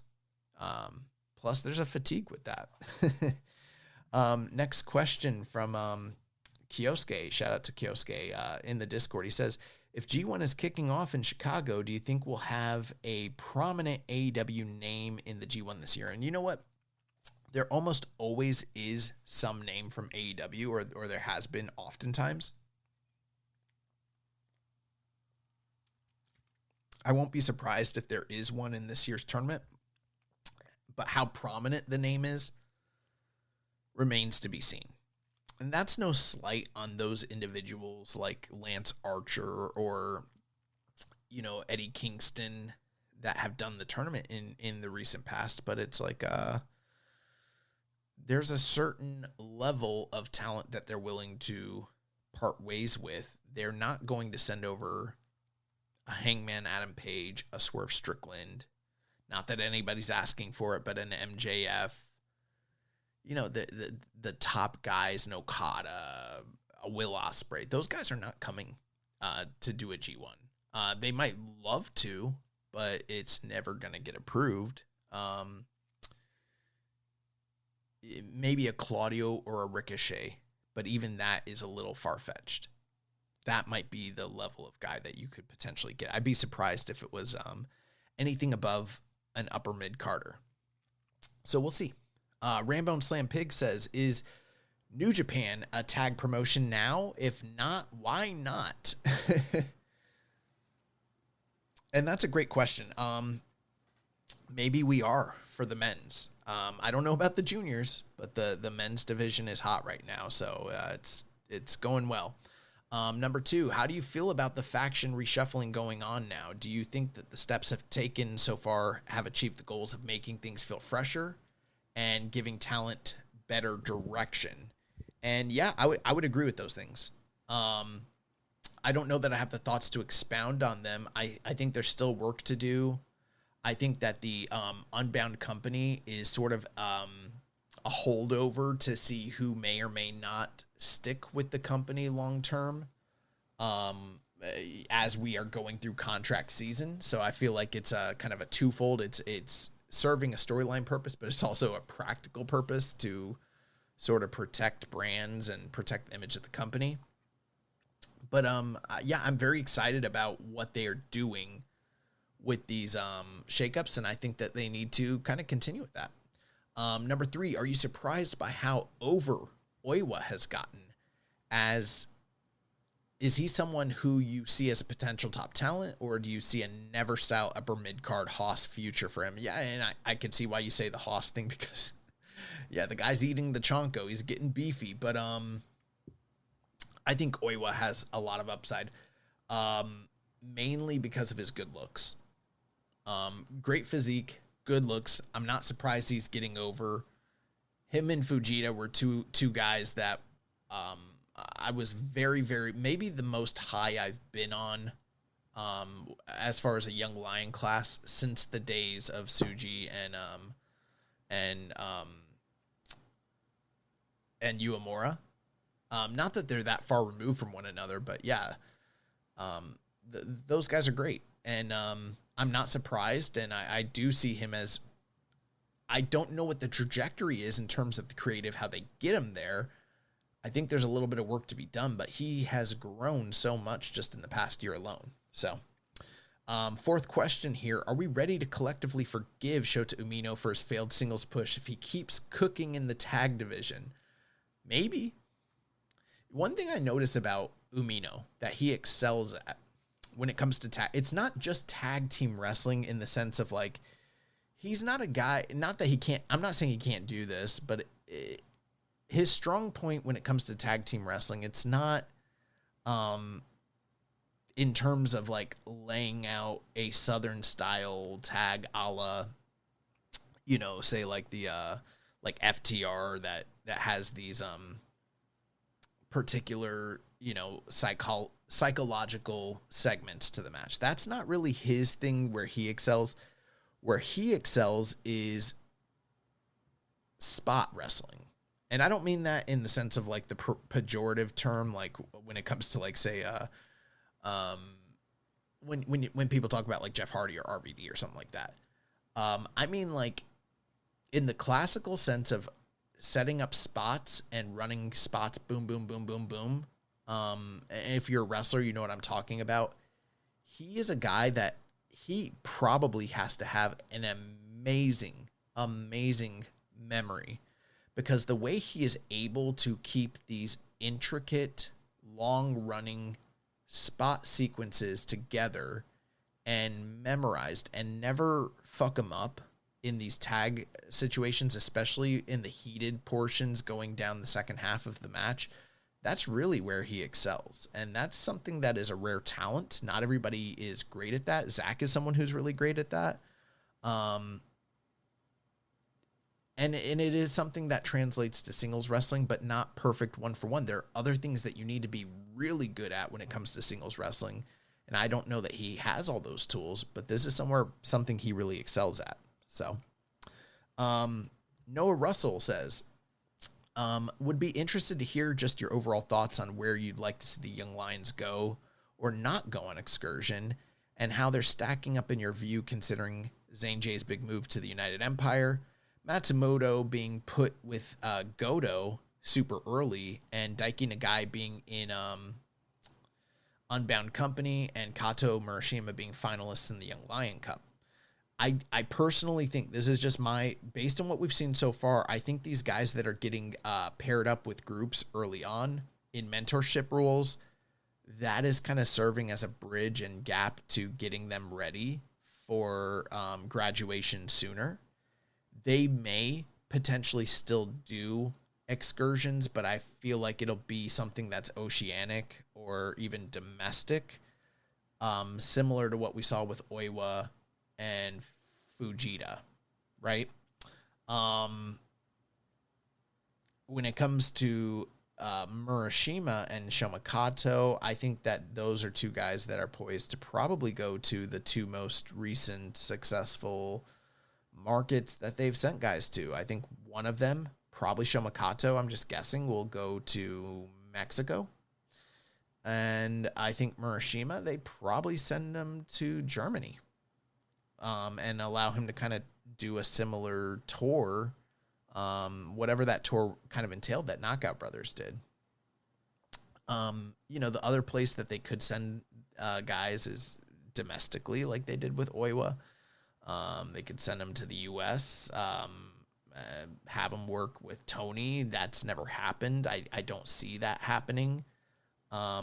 Maybe there's something to that, or send them back to, you know, Brit Res with like Rev Pro and stuff, but those routes haven't been as successful. So if I was guessing, I think that those are the two places they send him.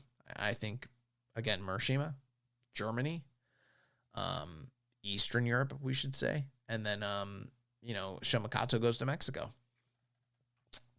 Doc from the Discord says, can Daiki Nagai be a heavyweight? unless something changes with their way of thinking, no, he's not tall enough. and for the record, anyone that's listening, heavyweight junior, the delineation isn't the weight, it's the height. You have to be a certain height, and Daiki Nagai is far below what is seen as being a believable heavyweight. Have those standards dropped over the years? Yeah. After Tanahashi, guys like Naito could be seen as heavyweights, but he's sort of like the litmus, and Shomikato's much shorter than that. So, or I'm sorry, Daiki Nagai's much shorter than that. So, Resthold 713 says, does Aaron Wolf suffer his first loss before, during, or after the G1? Well, there's no way Aaron Wolf goes undefeated in the G1.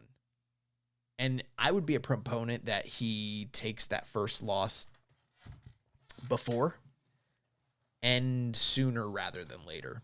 I'm not necessarily advocating that Narita beat him here, although I don't think that's out of the question. I know some people are probably saying like, hey, you don't want to derail what's going on with him. But I think we are seeing how he's already kind of easing into a quasi-developmental situation where he's still learning and still getting reps after the big moment and title win against Evil. I just feel like in a situation like this, if you build it up too much, it becomes this albatross, and you have to book a certain way. Like, okay, let me put it to you this way.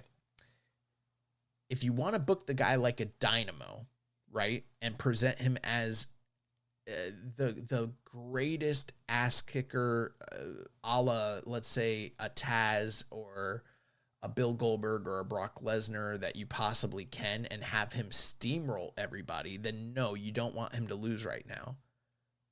But they're not doing that.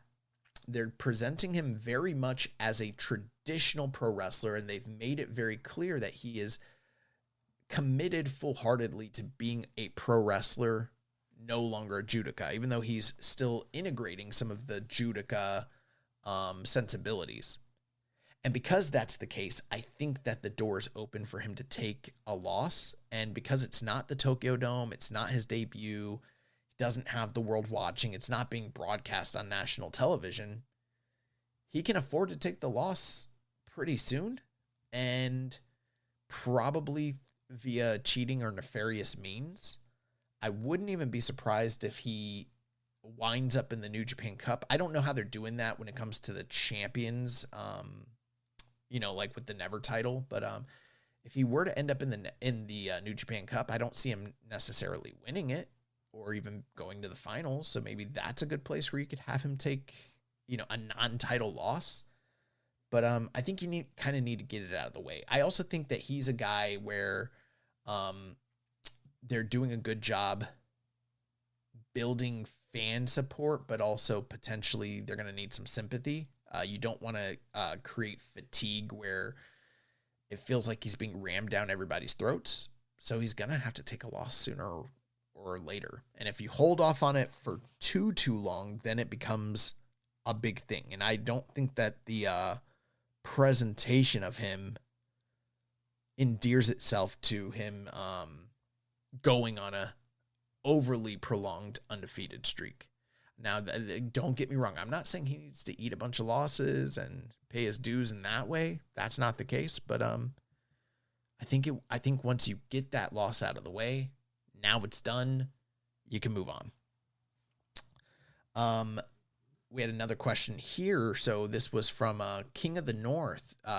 Just one question for me today. Jake, and this is a little bit of a lengthy one.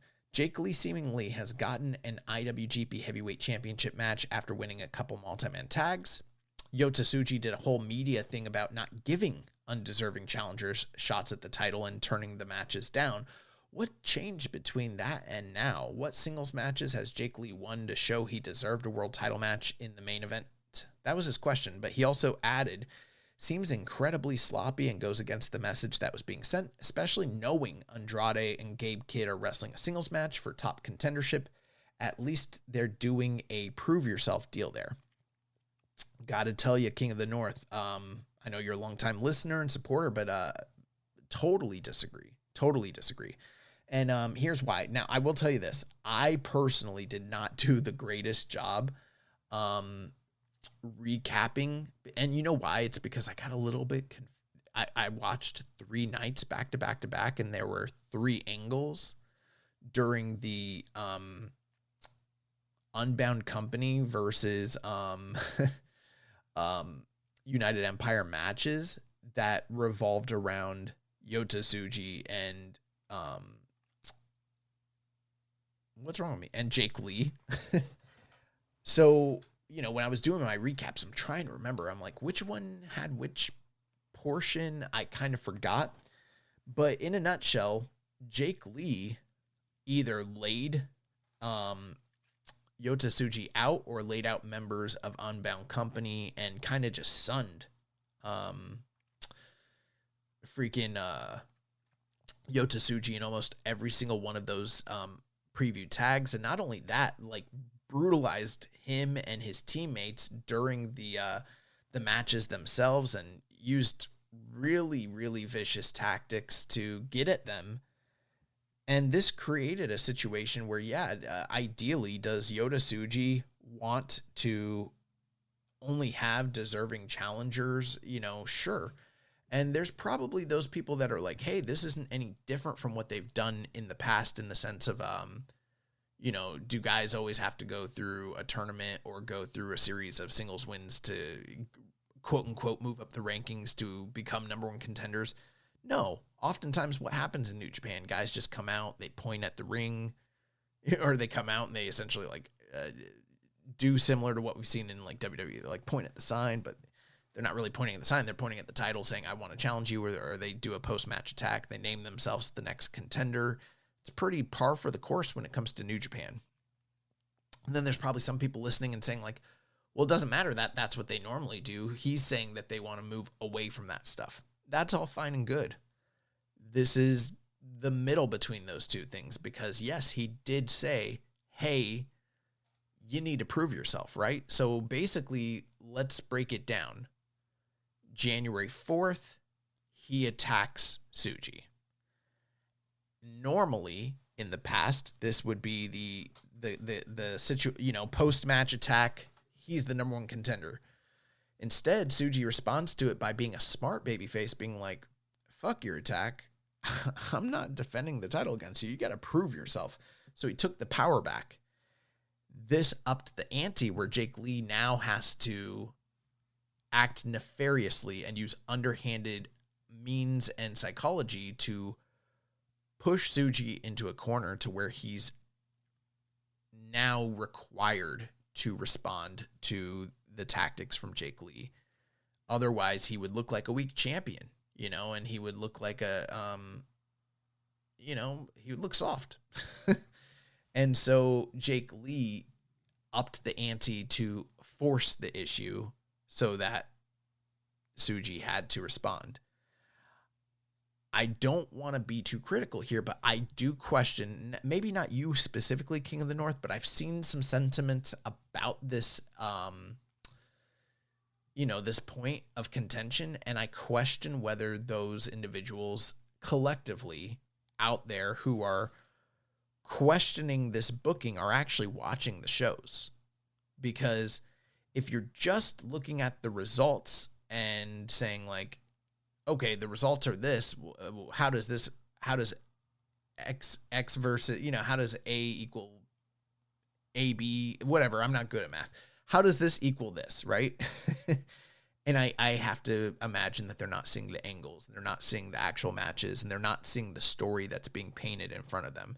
I think if you're paying attention and you see the story, whether even if you love the story or not, it's a logical story and it doesn't come across sloppy whatsoever. It doesn't go against the message. And in fact, it plays into the message because here's a guy that's not going to abide by those rules. He's a cheater and he's going to push the issue to create his own opportunity. And Tsuji is taking umbrance with that, and now he wants revenge. It's a good story. Penultimato Dragon says, did you get a chance to hear CC's Chris Charlton's translation of Yuto Ice mission statement at the end of Dash. It wrapped up the weekend in a bow that sealed the deal on my refound optimism. And yes, I did get a chance to see that. Anyone who hasn't seen that interview at the end of New Year's Dash, I would highly recommend watching those backstage comments. Tim Malone 2 says, I don't think I'm making it to Jersey for New Beginning USA. The plan is to make it to Chicago for G1. How great of a show do you think I'm missing in Trenton? Honestly, no clue. But we got some great names listed already, so we will see. But it's a bigger building. New Japan has tended to try and pull out the stops when they book arenas versus smaller halls. So Devon Ashman asked, not necessarily a question, but can you do a deep dive into the Desperado versus Doki match? Love those guys. Kind of already did that. I gave a deep dive into sort of the story between them. The only thing I failed to mention is, the matches that they'd had between one another in the past. Desperado bringing in Doki to the company via his injury and their, teaming with one another in Suzuki-gun and everything like that. So thank you for the question there. Got a couple other last questions here via the Reddit. Shout out to social media manager Emily for going ahead and getting these questions requested via our socials. Death Triangle 720 says, do you think that there's been a change in the booking team? We're close to ending the first month of 2026, and so far New Japan has produced at least 5 fantastic matches in the span of a couple weeks. I don't know. I couldn't speak to that. Is it possible? Sure. Is it also possible that things are reinvigorated due to necessity, Tanahashi's retirement and bringing in Aaron Wolf and the added attention behind that? Possibly. If I had to take a guess, I wouldn't even speculate on it because I don't know. He also asked, will this year's New Japan Cup be the best one since 2018? It feels like we are set up for a ton of fresh and exciting matches, while the potential of someone being elevated as well. I don't know that I could say for sure that 2018 was the best one. Off the top of my head, it's funny. I can usually tell you when a G1 was really fantastic, but it's hard for me to look back and recall which New Japan Cups were good or not good. Oftentimes, New Japan Cups do leave me, due to the nature of the booking and the structure of them,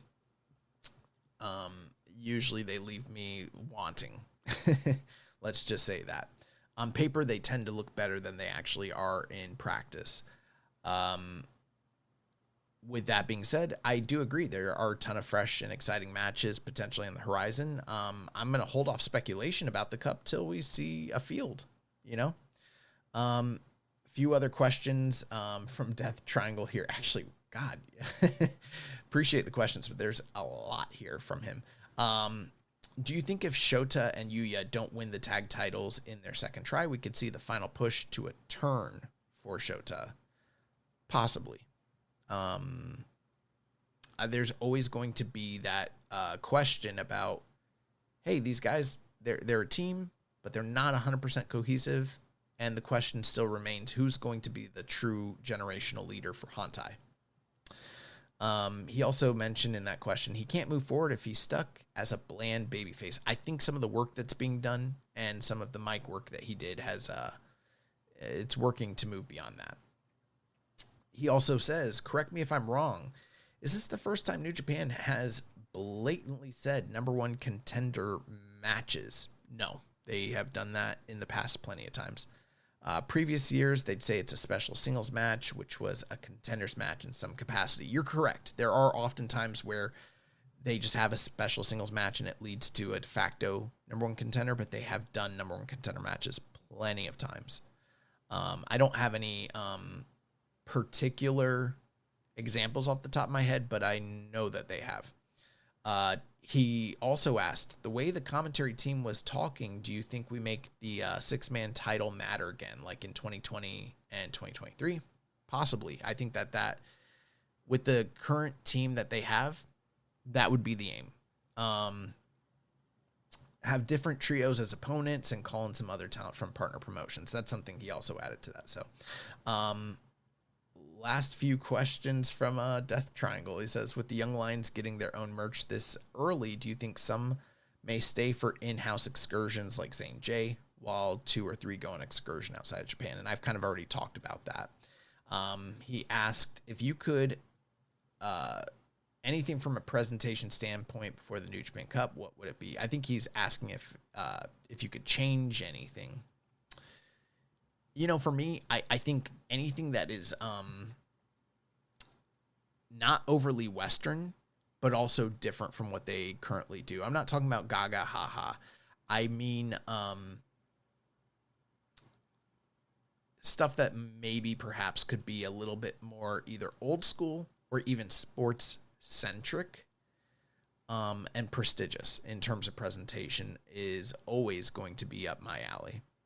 Whether that is renewed focus on the way they do the press conferences. I think that I just think that there's ways that they could add a sense of prestige and realism to differentiate what everybody else is doing. That's just me. He asked, do you think New Japan could use new blood in the junior division? Well, clearly the junior division right now is struggling. Daiki Nagai obviously is waiting in the wings. While I like certain talent in the division, it feels like no new talent has been added over the course of 2 years. Well, there was Fujita, but yeah, you're probably right. But again, Robbie X came in, and we've had some transplants come in for those junior tours. So it seems like Kukai is also someone that's getting ready to potentially stick around, hopefully. His final question here, do you think the New Japan Cup could use some surprises as entrants, good ones?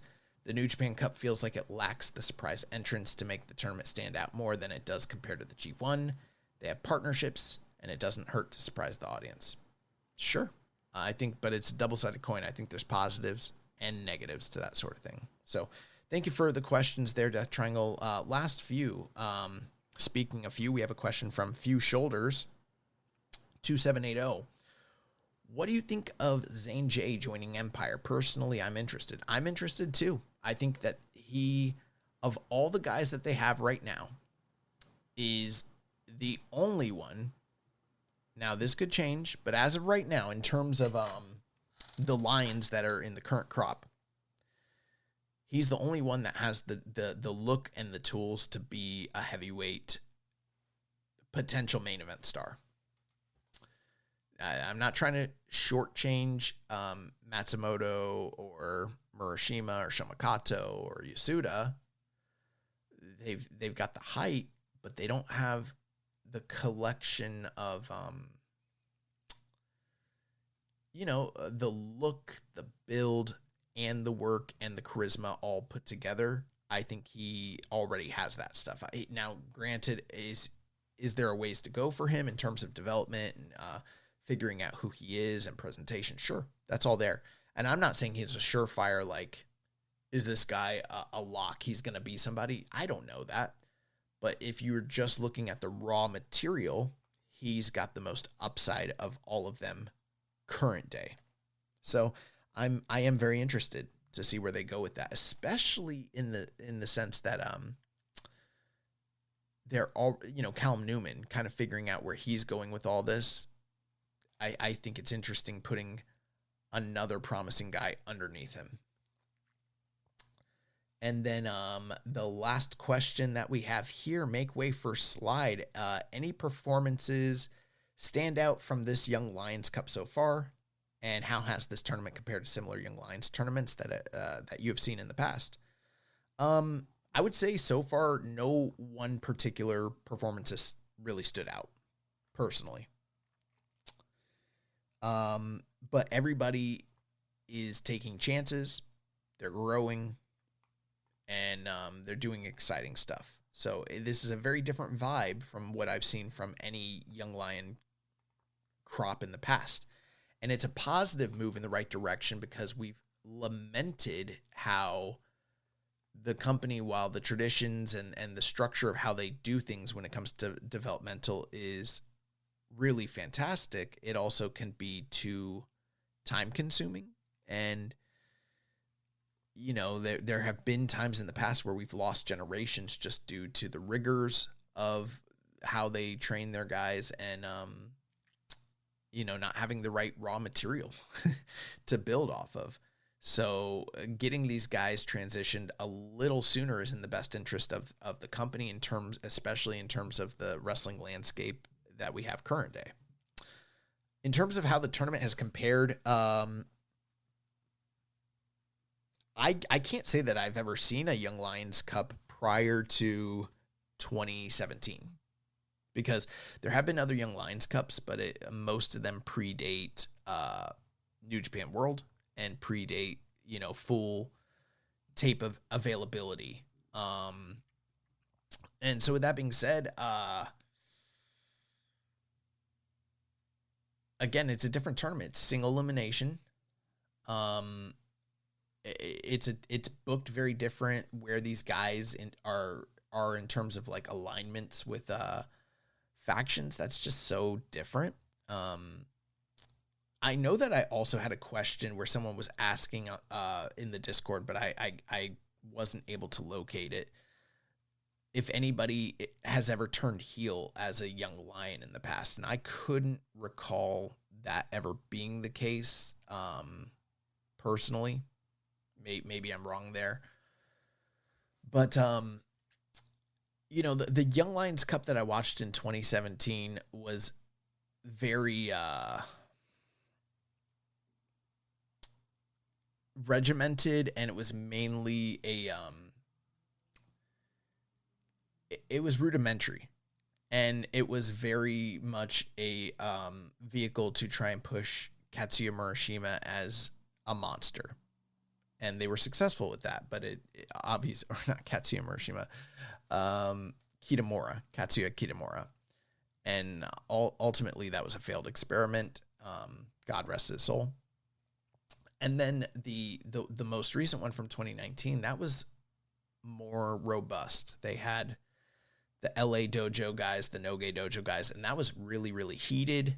And it was more high level in terms of talent and skill level than what we're seeing here, but it was also more traditional in terms of the work. Plus, they had some guys from outside the company, so it was a little bit more varied in terms of exposure, because they had some of the guys from like the New Zealand dojo involved in that tournament as well. That was a better tournament overall, personally speaking, as far as like a round robin goes. But this has been good. It's very short, very sweet. It's to the point, and it's not overstaying its welcome. So that is going to do it. You know, we knocked out 2 hours and 10 minutes here, so that's pretty successful. I appreciate you all listening to the show and being here for the ride. Thank you all for all that you do.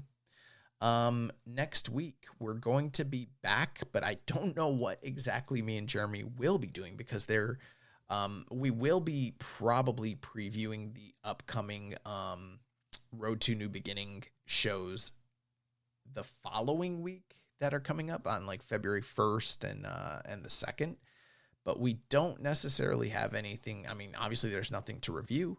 And as of the time of this recording, I don't even know what's on those shows. I've looked, and there's nothing that I can see listed other than Shomakato and Murashima in the Young Lions Cup finals. Very likely there is going to be quite a few preview matches for New Beginning in Osaka. But even as of right now, I mean, really for New Beginning in Osaka, the only things that are officially confirmed are Aaron Wolf and Ren Narita for the Never title, and the Knockout Brothers versus, I guess Umino and Uemura have a working name of Rough Storm, so maybe that's the name. But for the IWGP tag team titles, and of course, it seems as though we're on a trajectory course for, there's a couple other matches that are,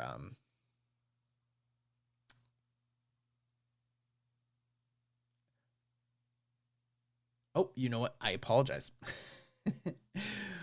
I do have other questions here. Let me get to those. But that's really all we have. The other match that's obviously is Suji and Jake Lee. So I don't know exactly what we're going to talk about next week. We might even be able to do like a concept show. I'll talk to Jeremy. If you guys have anything that you'd like for us to do, let me know. I totally overlooked these questions, so I'll knock them out quick here. Rambo and Slam Pig, on a scale of it's so over to we're so back, the needle seems to be swinging towards we're so back. What do you think needs to happen between now and New Japan Cup to sustain and grow this momentum? I think they're doing it, and I think that they really need to knock these last couple Road to shows out of the park to get New Beginning amped up, and then have a killer New Beginning with fantastic creative going into New Japan Cup. Are we in a new era of tough chonky boys throwing people around in New Japan? Could Hashimotoism and the Never style end up ushering in a new golden era? I will say this. Did Hashimoto throw people around? Sure. But I don't see anybody hitting anybody as fucking stiff as that guy did. So until we're back into an era where we're getting those types of chops and kicks, we can hold off on that comparison point, but I would love to see it return. That dude named Menace says, is there a chance that New Japan and All Japan will do business together? From what I hear, no. And if you've noticed, Tanahashi didn't work anybody from All Japan in his entire tour, on his retirement tour. That's like one of the only major Japanese companies he didn't work with. And if you notice, almost nobody's working with All Japan. I'm not privy to all the reasons why, but my understanding has something to do with issues that other companies have with management. So, take that for what it's worth. Do you think New Japan hears the criticism online about Takeshita, the dual contracts, and their partnership with AEW? Absolutely. Do I think it matters to them? Unsure, but they definitely hear about it. Dr. Eric Poop says, in 2026, what is the ideal use of the NJPW AEW CMLL partnership aside from a complete dissolution and a return to Tokugawa style Sakoku isolation? I think an ideal use of the partnership is, at this point in time, honestly, and I'm just speaking from a New Japan standpoint, talent exchange. You know, I think talent exchange and excursions, and not just one way or the other. I don't know that we need the cross promotional stuff very much anymore. I think sending guys for tours or sending guys for spots from each other's companies to do big things is ideal. I think one thing that AEW needs to focus on, if they really want, and it's double-edged because I don't want to see them to continue to poach New Japan talent, but in an ideal world where something like Forbidden Door is a big deal, they need to bring over top stars from New Japan, present them as top stars, promote them as such, and have them work big matches in the States, and vice versa. I don't think that, I think top stars from each other's companies need to be coming over and working for one another. And that's part of the sacrifice. That's part of a partnership, and I think it's something that's ideal. So, yeah, the best examples of that happening in the recent past were when guys like Kenny, Okada, and Bryan Danielson came to New Japan, but I feel like that is few and far between. These things need to happen more fervently. And I don't want to forget CMLL and all this, but obviously New Japan and CMLL have a pretty historied partnership with one another. Fantasticamania is a very, very big tour. And yeah, I'd like to see that continue. Fernandingo says, for those that haven't won the world title before, who is the most ready for a reign?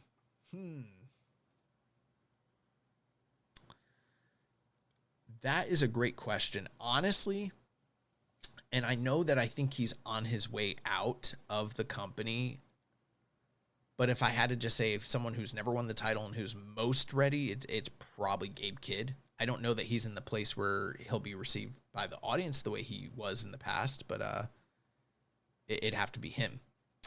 What are your thoughts on Yuto Ice in the main event scene? I'm 100% in favor of that, and I think that there's money there. Careford asked us, how do you feel about my 5 wrestling predictions for New Japan this year? He says, Tiger Mask will challenge for the IWGP Junior Heavyweight Championship before retiring this year. Yeah, that'll probably happen. Callum Newman wins New Japan Cup and challenges Yota Tsuji at Sakura Genesis for the IWGP Heavyweight title. That's something when we were talking about picks, I could see that, but it might be a little too early. I know he's already had a title shot, but maybe. Yuya Uemura wins the G1. Possibly. New Japan partners up with DDT. They already kind of are partnered up with DDT. And then women from Stardom and AEW featured in New Japan to create a women's division. Possibly. Saya Kamatani already alluded to that, but my understanding is the bookers, the creative committee of New Japan as of this current time are not interested in that, so we'll see. Chance_County_9743. How do y'all foresee the world title scene going for this calendar year? It's always a tough, that's always tough to say, but I know people want to see Takeshi or Tsuji have a overly long reign. I don't know that will be the case. Historically speaking, most guys, when they win the title, they don't hold on to it for the first time. They don't hold on to it for forever. I'm guessing somewhere between 150 and like 200-ish days. I think that there's a chance he drops that title before the G1. Possibly in even though these are not as popular times, but maybe May or maybe June for like Dantaku or Dominion. As far as next champions, I don't know. You still got Zach, you still got Goto. Maybe they're gonna go a new direction with a new champion to set things up for the G1. But I'm not great at plotting that stuff out, honestly. He also says, out of all the rumored releases, who do y'all think is the likeliest to stay and leave? Well, I don't have a collection of all those names, so I can't say. Also, what do y'all think of Unbound Company as a faction name? I don't know. It's a name. I don't necessarily ever love any of the names for most of these groups, so yeah. Lee Beyond Driven says, what do you consider must-watch Tanahashi matches? Oh my God, there's so many. I would say you should probably subscribe to our IWGP tier for and go listen to my series Tanahashi Ace of the Universe. Every single episode, there are 2 highly recommended and reviewed Hiroshi Tanahashi matches from his career. So yeah, that will help. Bungholio the Mighty, if the People's Champion Yota Tsuji loses the V4, I expect him to have a year-long reign as IWGP Heavy Q champion. Will the powers that be in New Japan revert it back to the V5 or keep the beautiful V4 as it is, since the lineage of the V5 has merged with the heavyweight championship? Yeah, I think they're keeping that title, the V4. Also, Youngboy Josh versus Will Ospreay. Who goes over, brother? In a shoot? Death Triangle 720. After being there live at New Year's Dash, who do you see getting closer to the IWGP heavyweight title? he didn't give me options, so I don't know. Do you think Aaron Wolf versus Bolton Oleg should be the match, save for Dominion? I don't know that anyone's clamoring for that match. I know that they both have incredible pedigree and backgrounds and are highly physical specimens, but I don't think that we're in a place where that match makes sense as a big match right now. I think it needs to be built the right way. Do you think New Japan should big up the longest reign and defense moniker for Knockout Brothers? What I mean is that right now they have the best reign since 2021 and made the title relevant. Do you think the company should make it part of their story for the year? Maybe. I see them potentially dropping that title here in February. That's just me. Have you guys thought about doing a separate video on what 5 things New Japan should avoid doing in this new era? No, we haven't. What do you think New Japan can do to make this new era stand out differently than the previous one? I think we've addressed that quite a bit last few weeks. Do either of you think New Japan should have just done one big show in the U.S. this year and not the New Beginning one coming up? Hard to say. I don't think they're doing well on the tickets, but I don't know that the promotion has been the best possible. But if they come out with the right card, the right names, right now there's a lot of excitement. They could capitalize on it. Who knows? Do you think the company needs to announce things far more in advance in order for the first G1 show to do better than the Dallas show in 2019? Well, it's kind of hard to announce it any sooner that they're doing the G1 than right now. And the G1 field's going to be announced when the G1 field is going to be announced. The nice thing about them doing the G1 there is that the G1 itself is the draw. Do you think New Japan do another We're Sorry and get rid of some singles titles? As of right now, it doesn't look like it. Last 2 questions. Twisty May's little PSSG, I don't know. Does anyone have an accurate translation of Yuto Ice New Year's Dash promo? So yes, Chris Charlton was able to do that. And then Plastic Soil 9249. Thoughts on Okada's comments about New Japan upper management? Even Hiromu said something similar after he worked Forbidden Door. Do you think Okada's taking shots at Bushiroad execs since Kevin Kelly on his podcast said the reason Okada left was caused he felt disrespected by Kidani and others? I'll tell you the truth. I think it's a worked shoot, honestly. The reason I say that is much in the same way how the comments from Tsuji leading up to Wrestle Kingdom were overanalyzed by everybody and blown out of proportion. And was it a work? Was it a shoot? Blah, blah, blah. Doesn't matter. It does not matter, by the way. I don't know that Okada's comments actually matter.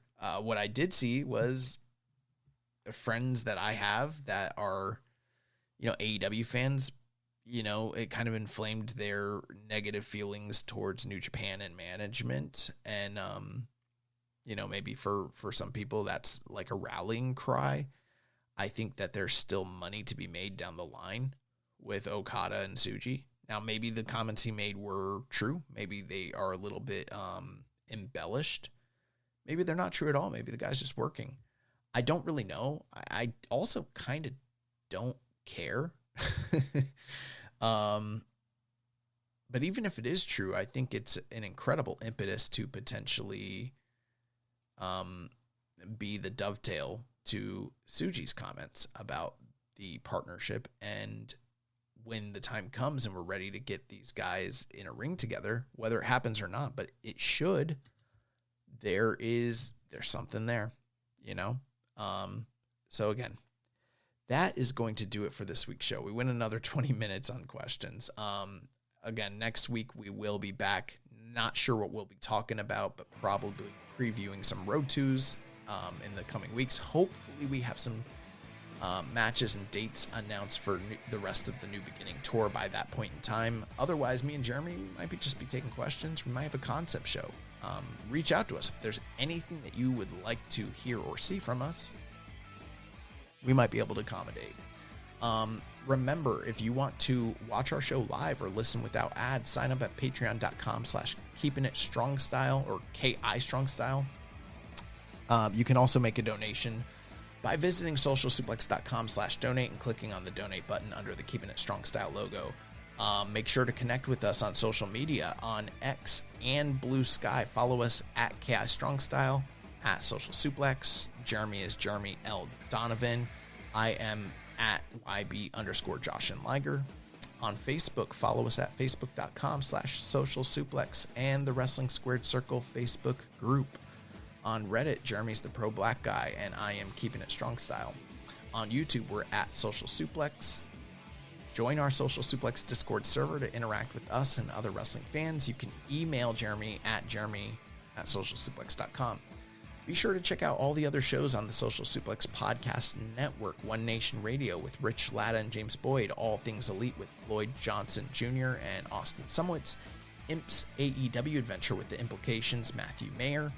Wrestling Art with Chris Things. Tunnel Talk with Ali, Ann, and Leah. The Trish and Sarah Wrestling Podcast. And the newest addition to our lineup, Joshing Around with Tim Hunter and Eric. I don't know Eric's last name. But we put the press release out this past week. We're so proud to have them join the lineup, and you definitely want to check them out. Don't forget to subscribe and leave a rating and review. We'll catch you next week on Keeping It Strong Style, the ace of podcasts. Ichiban. Thank you for listening to Keeping It Strong Style. We'll see you next time. If you're a podcast host, listen up, this one's for you. My name is Allie Jackson. I'm the host of Finding Mr. Height, a dating and relationship podcast that I've been doing for 4 years now, sharing my positive and practical approach to dating that's built on my own life experience. And I wanted to share another experience that I've had, my secret behind monetizing my show. It's called Red Circle, and I was just telling my colleague about how much I love their platform. With Red Circle, not only am I getting a seamless hosting experience, but I also love the support I receive in ad sales. It's not just typical ad sales either. It's targeted opportunities based on my show and my life. And the platform is super simple. You just set your preferences and Red Circle matches you with sponsors that align with your show. You can vet every opportunity and their platform gives you great analytics. More recently too, my Red Circle team has brought me opportunities outside of my podcast on social media to really augment the podcast partnerships, bring them full circle. I just can't recommend them enough. If you want to give it a try, go to redcircle.com to get your free trial. That's redcircle.com for a free trial.